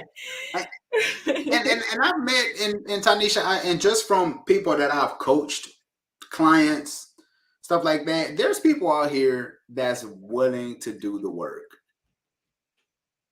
It just depends on what you're attracted to. Mm-hmm. You know, Mm-hmm.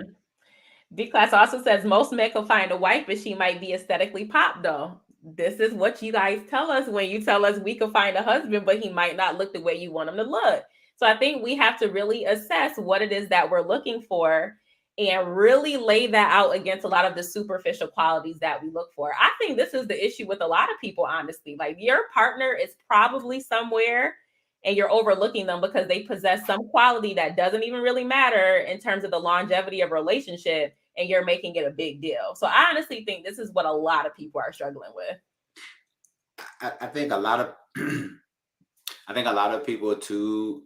Don't get me wrong, attraction is so important because if you plan on marrying this person, I mean, the, the least that the least you want to do is be so attracted to them to where if they got mad at you, you like, you know what, but you still fine.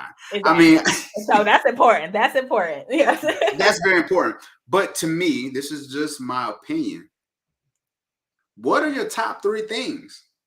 And let's keep it a buck because there's men in the chat, right? Let's keep it 100, but I just want to be respectful.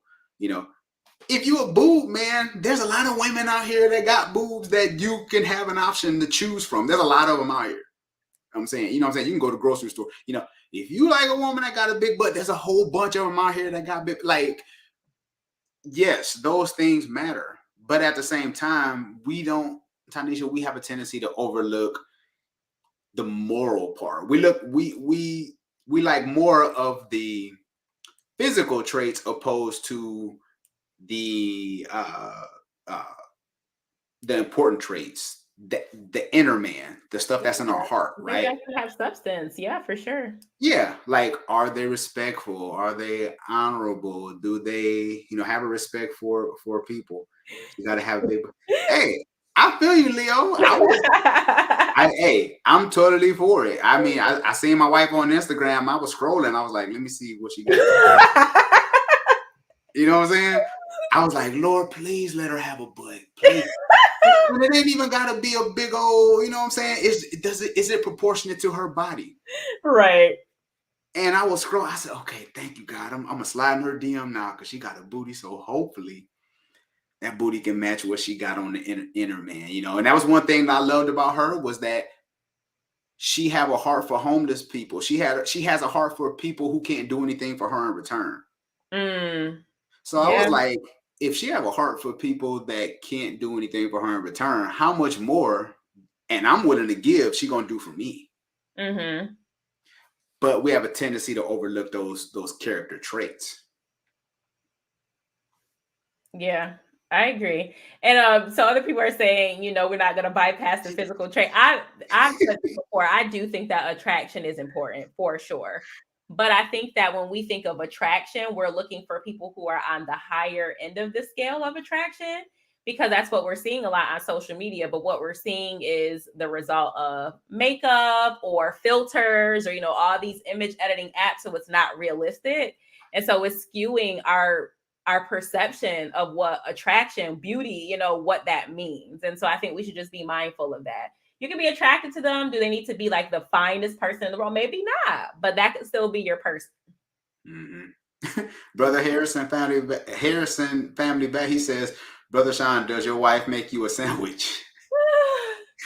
And you know, here's the beautiful thing. She work a full-time job like I do, and she still takes time to make my plate for me.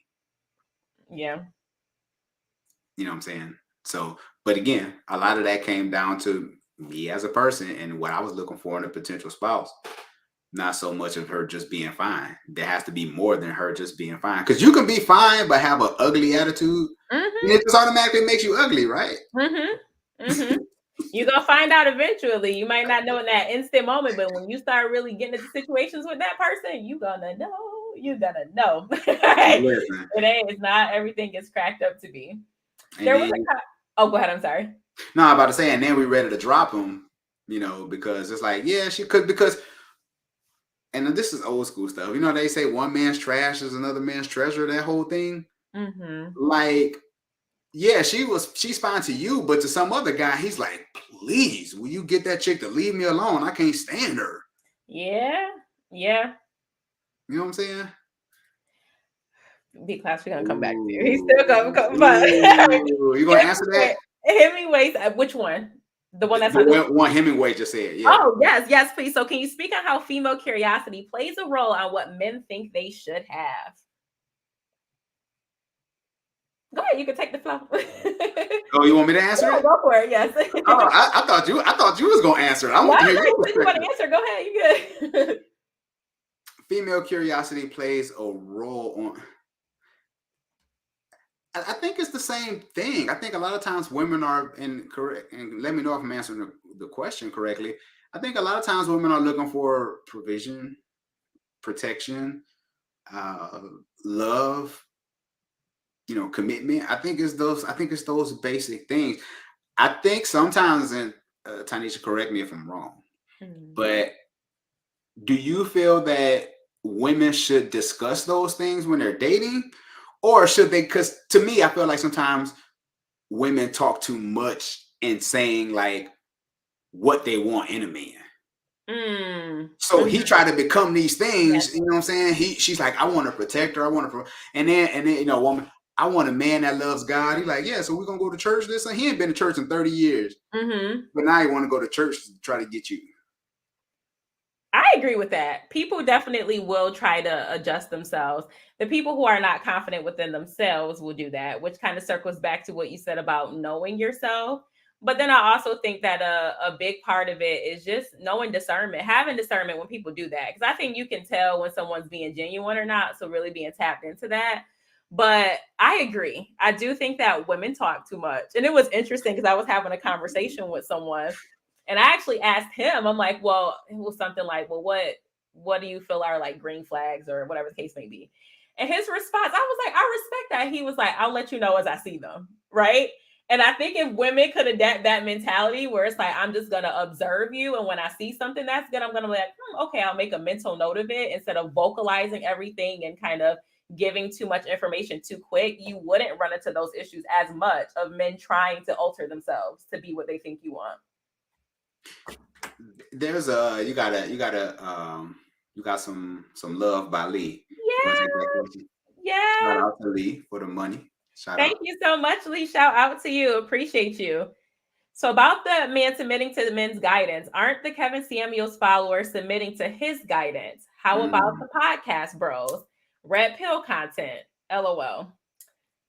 I think this kind of goes back to what I said about people who are. Let me think about how I want to answer this before I say this. You have to decide when you're listening to someone, understand the messenger to figure out how you need to perceive the message. So I think this kind of circles back to a lot of what we were talking about before. Are you listening to people who are in the position that you want to be in? Or are you just listening to people who reinforce what your beliefs already are? And they're saying things that sound good and they're pulling on your heartstrings instead of challenging the way that you think. Okay. So just saying, in this list of things that you gave, there's some people who might have been given some advice that didn't match their circumstance. Do you want to follow that, or do you want to go with people who are walking in what their truth is? So I think that's what you have to decide when you're submitting to guidance. That was good. I like that. Yeah. Yeah, because and rest in peace, Kevin Samuels. I get it. Like he just basically shook the game up. And to me, there really wasn't too much that he said that was really different than what most men talk about in circles, Mm-hmm. right? It's just that he just put it on the platform. Mm-hmm. I just think he was willing to say things that a lot of men weren't willing to say, Mm-hmm. on the platform. So, and again, it just boils down to what men, like you said, is this something that you agree with that made you want to follow him? Exactly. Exactly.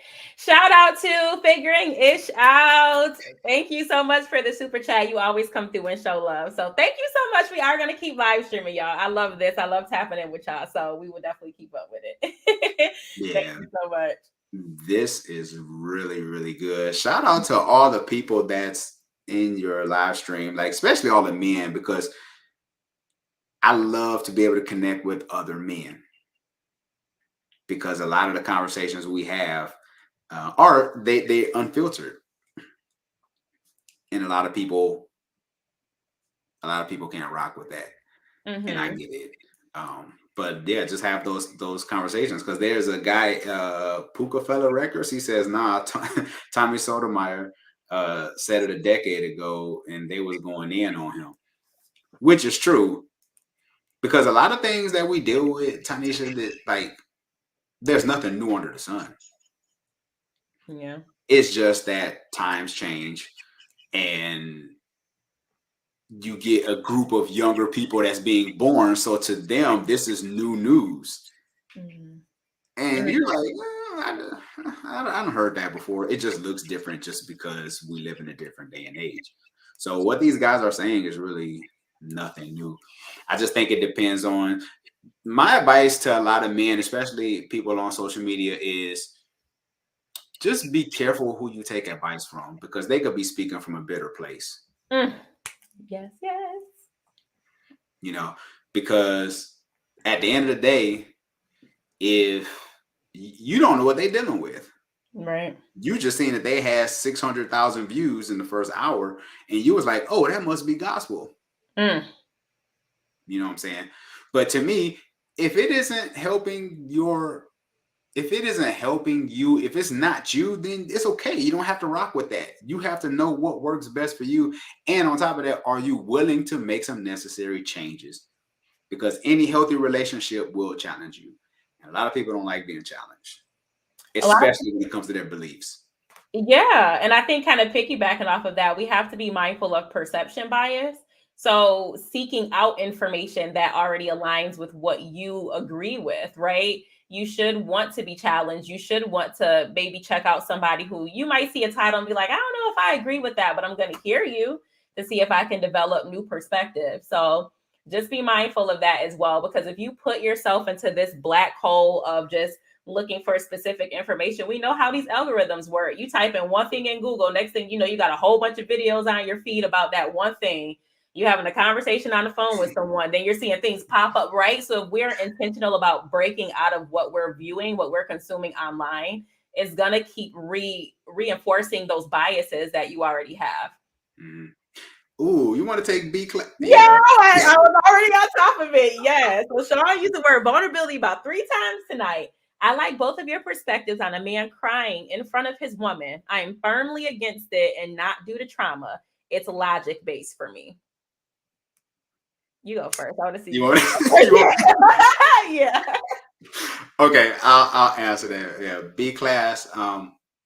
Let me be vulnerable real quick. Uh, I quick backstory, right? And let me just tell you this real quick. I was 280 pounds. I'm down to 190. Right, lost a lot of weight, Good for you. and sometimes the way I view myself, I'm just like, I still sometimes see myself as being overweight at times. I'm like, So my wife's like, man, you good. Like, you look good in that shirt, blah, blah, blah, blah, blah, blah, blah. I was in the kitchen drinking some water. I was being vulnerable with her about how I felt. She came up to me and she was like, she touched my face and she said, "You know what? You the MFing man." She kissed me and she Aw. said, "Don't ever let nobody, And she just starts speaking life to me. She's holding my face. And she was like, "I just think you the baddest man in the game. Like, can't nobody touch you. Can't nobody." Like, she just started speaking life to me. And then I was like, "Oh, shoot." I just perked up. And Yeah. I was, because I was being vulnerable, my wife seen my vulnerability and was able to speak to that situation that I was dealing with. So to me, I think vulnerability opens up so many doors to people. Even like I told you, with men speaking to other men about certain things. If I can tell you about my flaws, if I inbox you and be like, "Hey, B class, this is what I'm dealing with," and we just start vibing, and I was open to you about some issues, you can be like, "Oh man, he a cool dude." But if I Mm, hit you up in my inbox and told you all my accolades, you'll be like, "This nigga capping." You know what I'm saying? So I think mm, it's about vulnerability, and then to each his own. If you, like you said, if there's no trauma attached to it, that's cool. You just have to know what works best for you. But I realize the breakthroughs that I get through with other people and myself is me being vulnerable, and that has helped me tremendously. yes, yes. And I'm going to answer that, but I wanted to first acknowledge Ali Roberts. I don't know how to say your last name. I'm so sorry, but thank you so much for the super chat. I appreciate your support. Thank you, thank you, thank you for the love. Okay, so I agree with what your wife did in that whole dynamic, in the sense that I think that men mistake vulnerability for crying in a situation, right? Mm, That doesn't mean that you have to cry, but it's just like being open with your partner about what is going on. You know what I'm saying? Like Brene Brown, I believe her name yep. is, the Brene author. Brown. She talked about how her and her husband, they sit down at the table and like, what percentage do you have today? If you're at 40%, okay, I got to figure out how to come up with the 60%.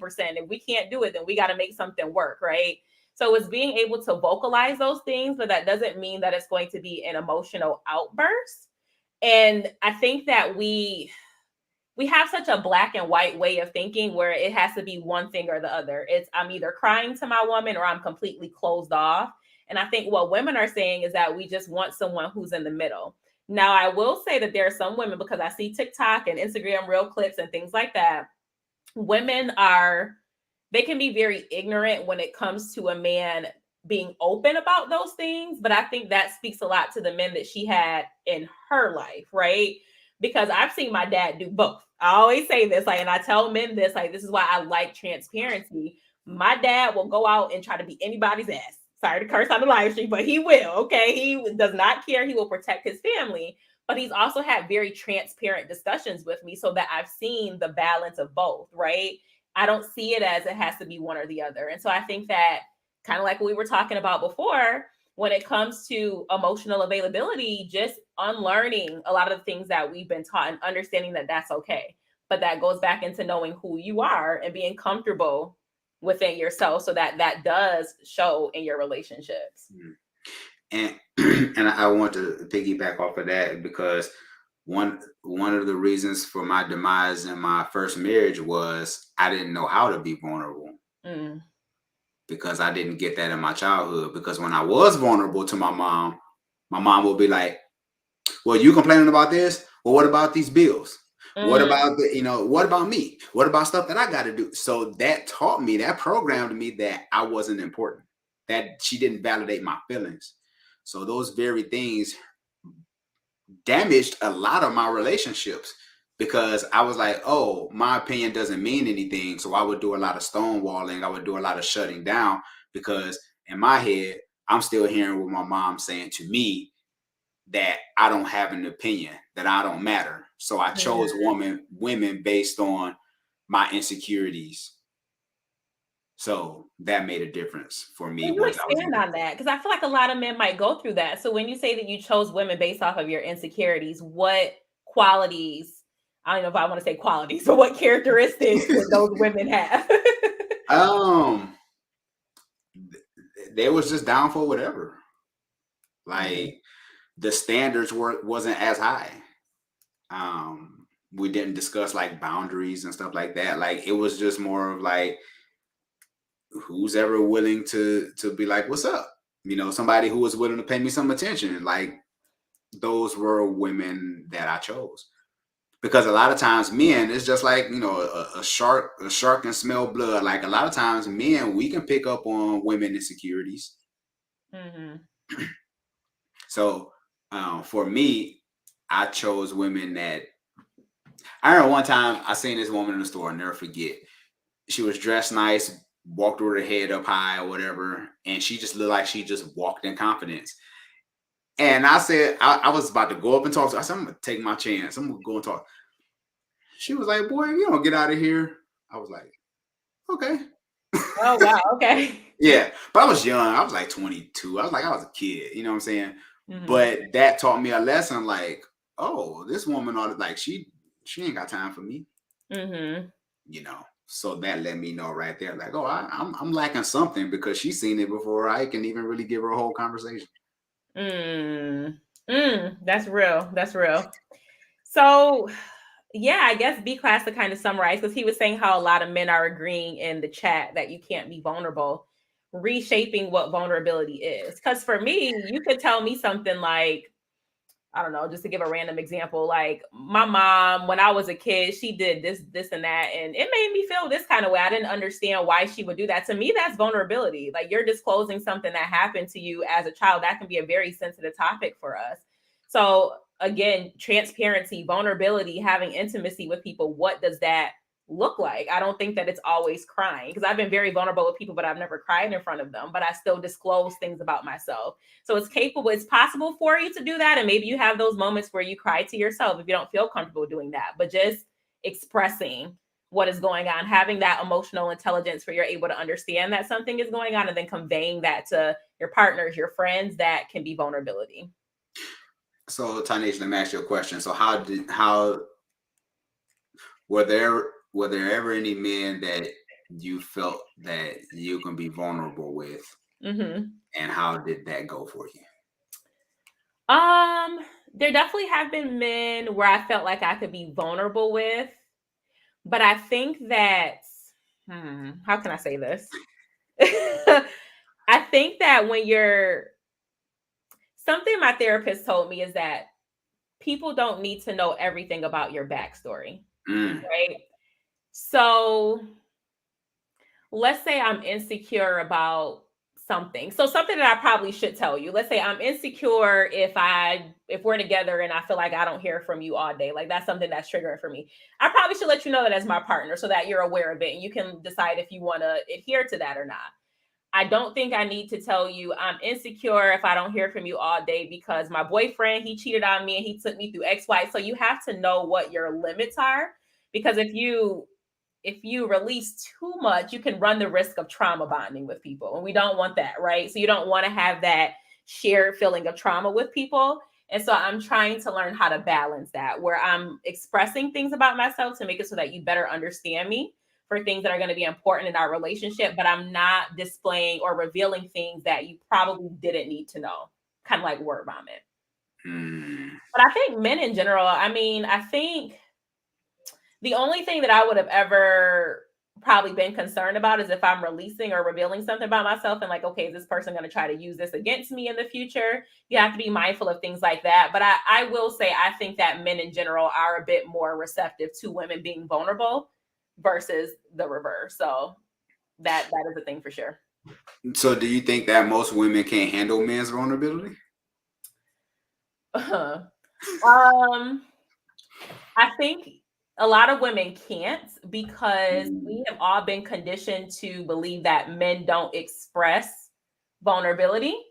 And so when we see it, it's kind of like a foreign language for us. It's like, oh, I don't know what to do in this situation because I'm not used to seeing it, right? So I think that we just have to be we have to get more acquainted with how to receive that type of information so that we can properly respond.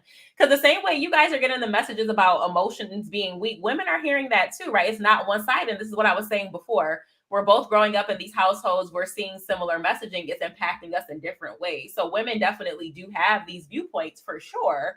I'm not taking away from that at all, because I've seen it. I've heard horror stories. But I'm just saying that there can be balance. Like you don't have to be completely closed off. Like you can't tell me absolutely anything about what you're feeling. I think there can be a middle ground. Mhm. B class said, Tanisha, is that a red flag you have? I'm not gonna go there with you. Don't start with me now. I, I'm being honest with you guys. Goodness gracious.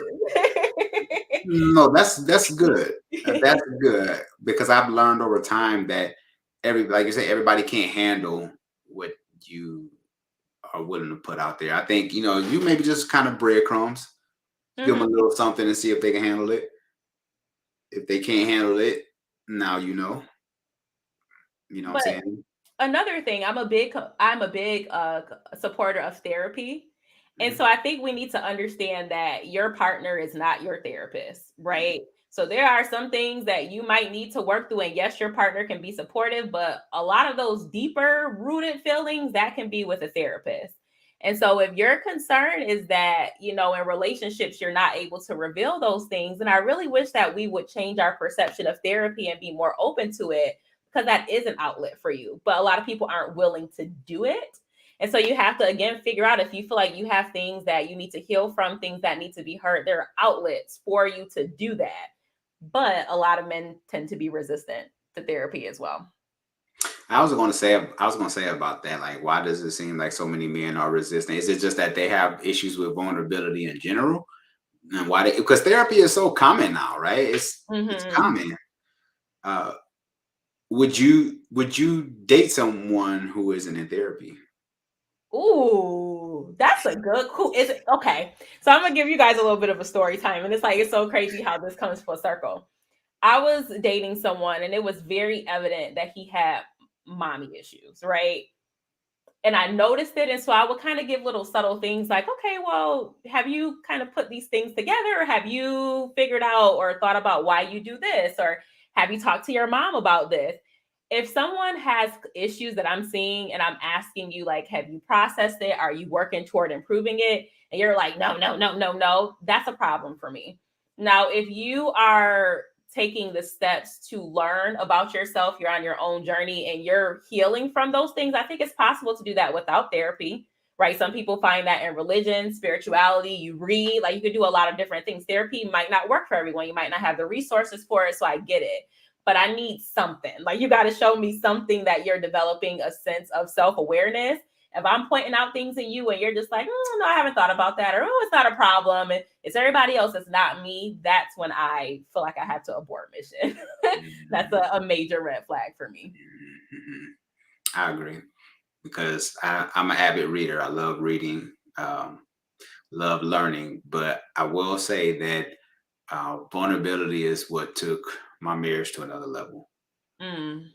It's Yeah, it helped my marriage so much that we we could talk about anything now. There isn't anything that's like maybe you know everything is just this is the way I was feeling, and it helps us even when we have disagreements because we can be honest with each other because we know it's coming from a place of love and it's Mm. not coming from a place to tear you down or to make you feel bad. But we have to get there. Like it takes work. Again, great marriages aren't found; they're built. So it's something that you have to be willing to work through. I think a lot of times people aren't willing to do the work to get the healthy relationship. They just want it Instagram ready. Mm-hmm. They want the wedding, but not the marriage, as I always say. Yes, yes. Mm. AB, if I need therapy, I do not need a girlfriend. Again, too many people are seeking help disguised as romance and love. I do agree with Mm, the fact that if you're in a space where you're very unhealed and you're not doing the work on yourself, we do tend to be codependent, and that spills into our relationships with other people.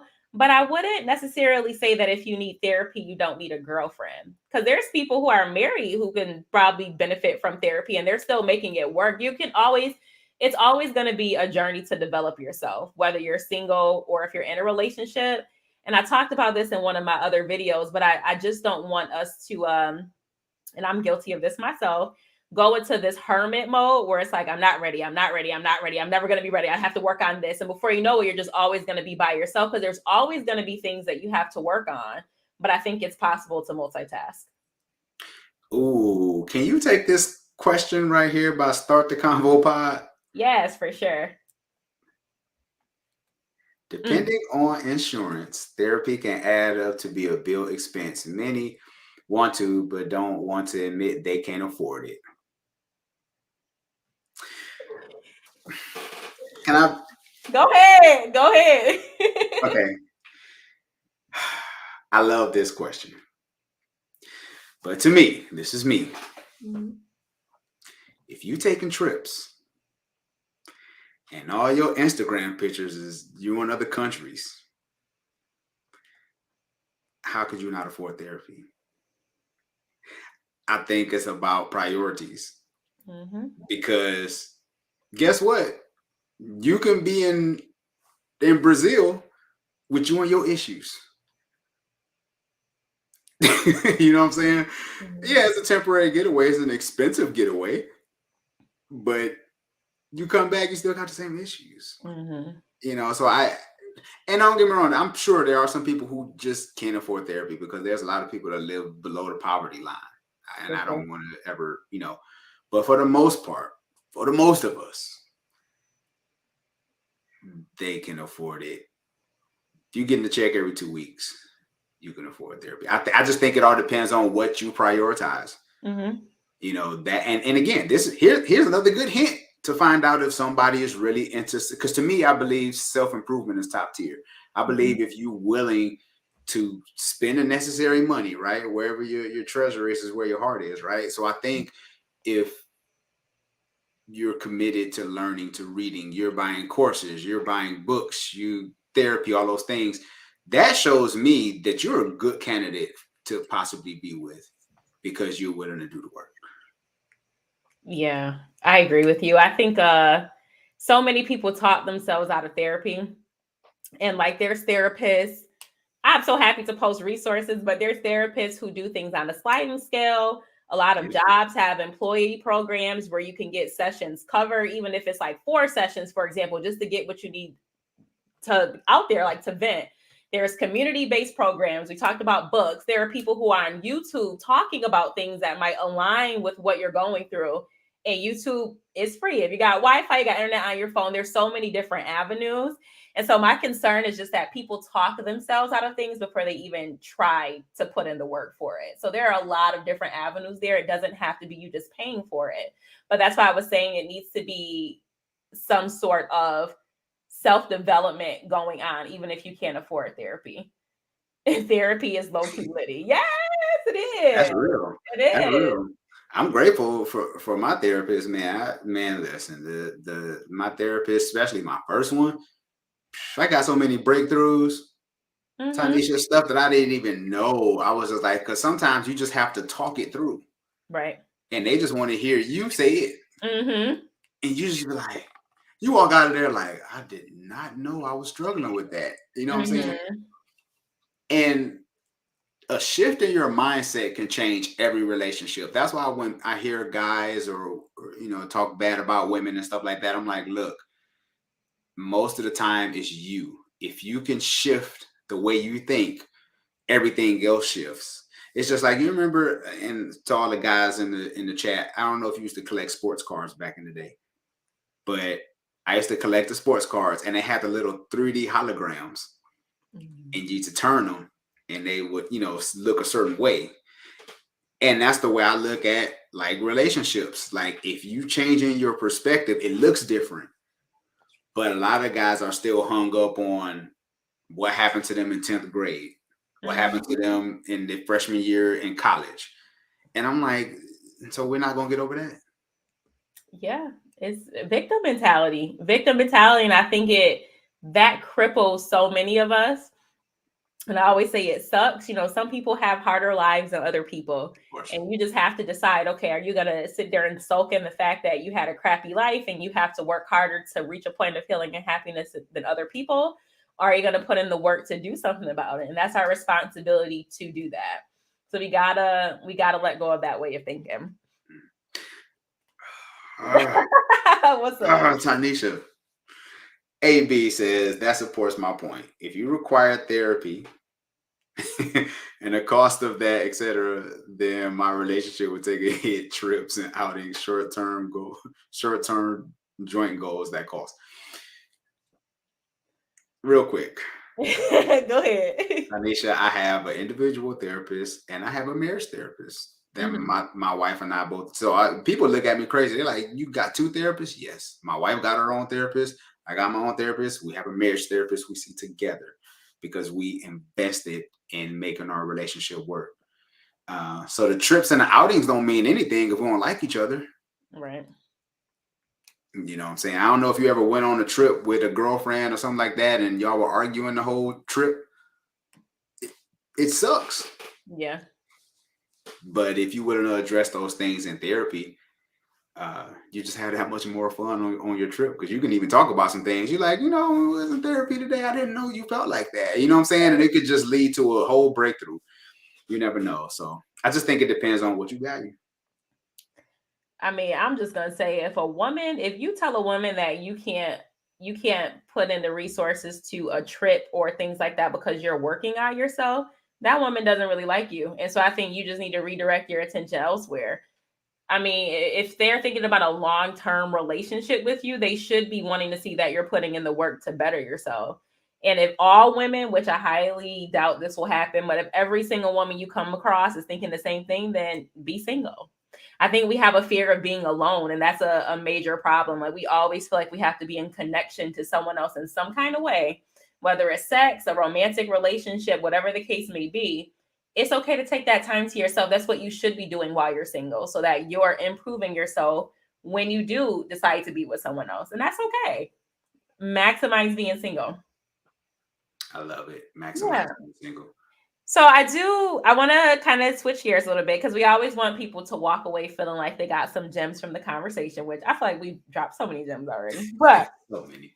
for the men who are listening to this and they're like, dang, I think that maybe I have mommy or daddy issues. Like, I could definitely see how in my past relationships, my current relationships, I might have been doing these things that you guys talked about.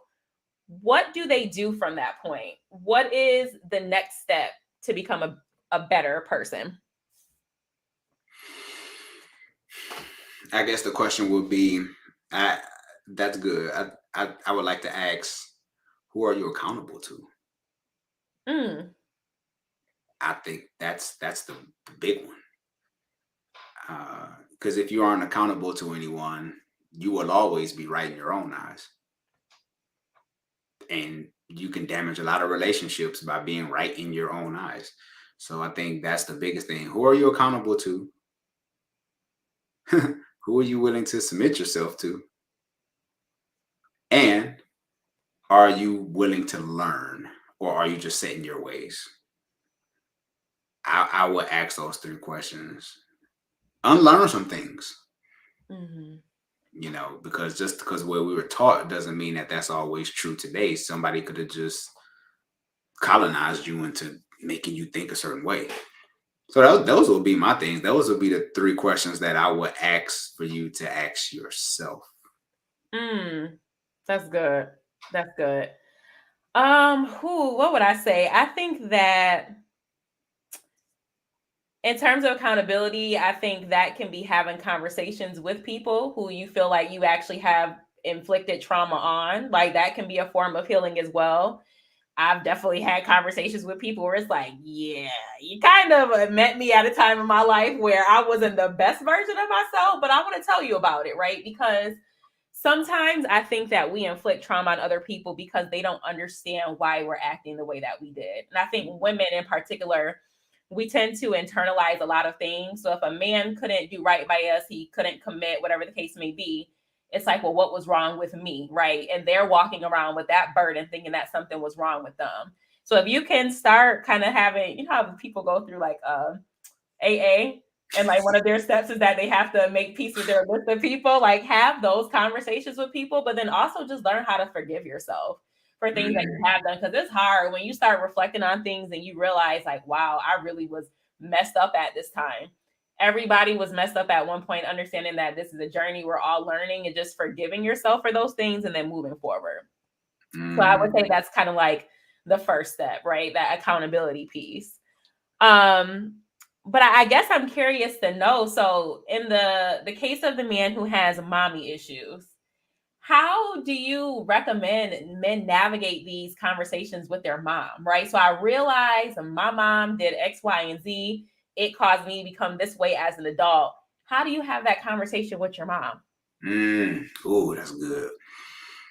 I think it depends on how emotional, how emotionally mature your mom is. Like, how is the relationship with your mom?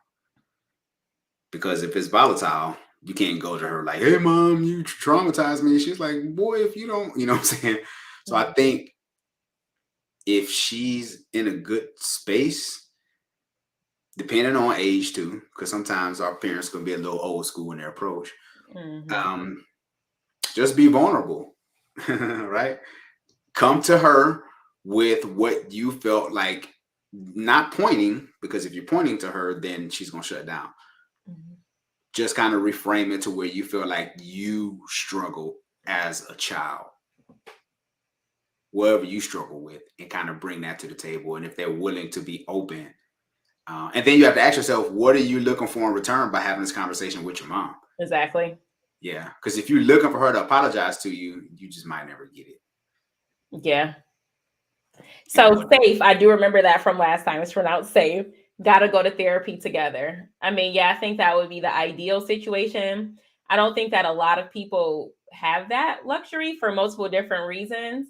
So, one of the things that my therapist taught me is that sometimes when you're having conversations with people, kind of like what you were speaking to, Sean, it's not about what that person is going to say. It's just about you vocalizing your truth, because a lot of the weight that we carry is just due to the fact that we didn't express how we felt. And so there have been times where I'm like, look, I'm upset with someone. I'm telling you how I feel for my piece. I'm going to say my part and that's it. I released it and I'm going to try to move forward and process it. So I think just that in itself, that does a world of, it gives you a sense of relief, I guess you can say, just by not holding in that burden, carrying those emotions with you. But I think also for the people who, let's say you have this conversation with your mom and she's not receptive. My girl Tara, she teaches me a lot of lessons about people giving people grace. But one of the things that she said is that we have to start learning to see people as their inner child. So she views everyone as a child. Like, I'm not gonna, because you have this role in my life, you're my mom, you're my sister, you're my brother, whatever the case may be.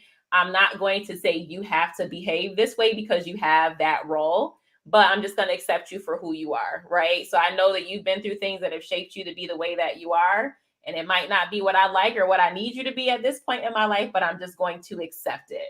And I think that when you go on a journey of healing yourself, and I've said this before, but you learn to give other people grace. You don't agree, okay? You definitely don't agree, but you learn to give people grace. And it's like, okay, I get it. I don't resonate with it, but I get why you are the way that you are. And that provides a sense of relief as well. Mm-hmm. And having, and that's good. And I think too, you got to have some form of empathy. Yes. I always think that's a character trait. I think that should be in your top 5 arsenal. If you're looking for somebody, I believe you should, empathy should be in that top 5. Mm-hmm. Because if you can take a moment to think outside of yourself, that, because we have this tunnel vision, we only see life through our lens. And if we can look outside of that and respect other people's opinion and where they are, like, that's okay. And I always tell people, we can disagree and still be cool. Right. That don't mean I'm gonna cut you off. So I think we have to learn about empathy and to be able to give that to people. And actually people will open up more to you once you can respect their opinion and you don't judge them and you ready to drop the drop the hammer on them. You know, they're like, oh, okay, you didn't trip out as much. Okay. Right. It's more of a safe space. And Mm-hmm. that's important for me. People always like, a common question is like, well, what are you looking for someone to bring to the table, or what do you want in a relationship? A safe space. If both people feel safe to be who they are in every aspect, the relationship, I feel like it just flows so much better. But when we're on guard and you feel like you can't be, when you're on guard and we feel like we can't be who we truly are and express what we feel and things like that, it becomes a problem. Tynesha, you cheated on me. Tynesha is in a relationship with herself at this time. So if you call that cheating, then hey, we are happy over here. So maybe Maybe that's what it is. One thing that works for me, and I had to learn this over time, is when someone is being vulnerable with you and they're sharing personal things.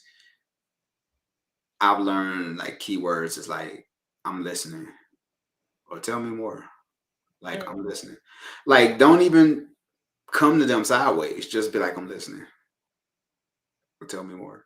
yeah, And you'll be surprised everything that start to unravel when they start to tell you those things. They just start talking, and then next thing you know, they just got a whole revelation because you gave them that safe space. You gave them that floor to speak. absolutely. So, speaking of a safe space, if you know that you have these issues stemming from mommy, daddy, whatever the case may be, how do you recommend that people communicate this to their partner? And I think that this might be, I mean, it's relevant in all stages of a relationship, but when you're in the beginning phase of getting to know someone, because I think the fear that some people have is like one, vulnerability, you don't want to be seen as weak, but also you just don't want to feel like you're a burden to people by expressing these things that you're dealing with. And so we kind of internalize it. How should we be vocalizing these things to our partners? Ooh. I'm all about the slow burn, right? So here's my strategy. This is what I've and it's worked in my own life. Read books together, Mm, but you just can't come out the gate and just like pick a book on mommy issues.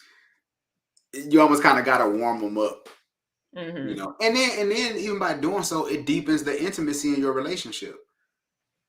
You're like, hey, babe, you read a chapter. I'm gonna read a chapter. We're gonna read the same chapter. We're gonna have pillow talk at the end of the night. Whatever, on Thursday nights we're gonna do this. Boom. And y'all just start reading books together. Well, what did you learn from this chapter? What did you get from this chapter? Okay. And this is stuff that I'm doing in my own personal life. And then you can get that one book where you start to talk about childhood trauma or stuff like that.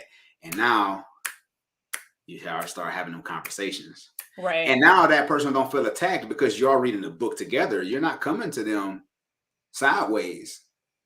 Now they're starting to tell you things like, oh, now you're like, I never thought, you know what I'm saying? So now y'all can have the conversation.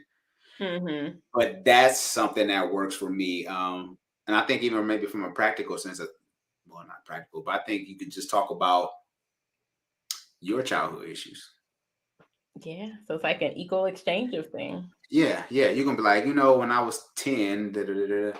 And it just got to be a safe space. It just depends on what y'all got going on. If y'all go out to dinner or whatever, it's just like I was thinking the other day. I was listening to this podcast, just whatever. Right. And then you talk about you and what you might have been through and how that affected your life. And if that person has that emotional intelligence, they're going to talk about something that they've been through. And now you got a conversation. Mm. So if a person doesn't do that, do you feel like that's a red flag? Yes. Because Okay. to me, again, accountability is everything. And if you're not willing to have those conversations, because you can be dealing with something that's damaging a relationship from Mm-hmm. a childhood wound. And whatever you don't confront, you can't conquer. Mm-hmm. So to me, that's a red flag. People that don't take accountability for their actions, I wouldn't rock with them. I don't care how big your buddy is. I don't care how small your waist is. Right. It's gonna lead to big problems in the future for sure. Mm-hmm. Yeah. Yeah. Okay. So we have been on for over 2 hours. Oh my God. See, I knew this conversation was going to go longer. I knew it. I knew it. The last thing that I wanted to close with, because like I said in the beginning, there were some men who are like, well, we're talking about men today. Can we talk about women who do the same? Or can we acknowledge the fact that, if women are entertaining those types of men, that they might have something going on as well? So I wanted to quickly acknowledge that because I think that is very valid. So for the women in the chat, we still have some women in here. I think that when you are encountering men like this, understand that like attracts like, right? Because we talk a lot about, there's no good men out here. They just do women dirty. They do X, Y, and Z. And I'll kind of go further to say that it's not what you attract, but it's what you entertain, because there have been some men who come up in my DMs and I look and I was like, absolutely not. I already know you are not it for me. So I attracted them. but I didn't entertain them, right?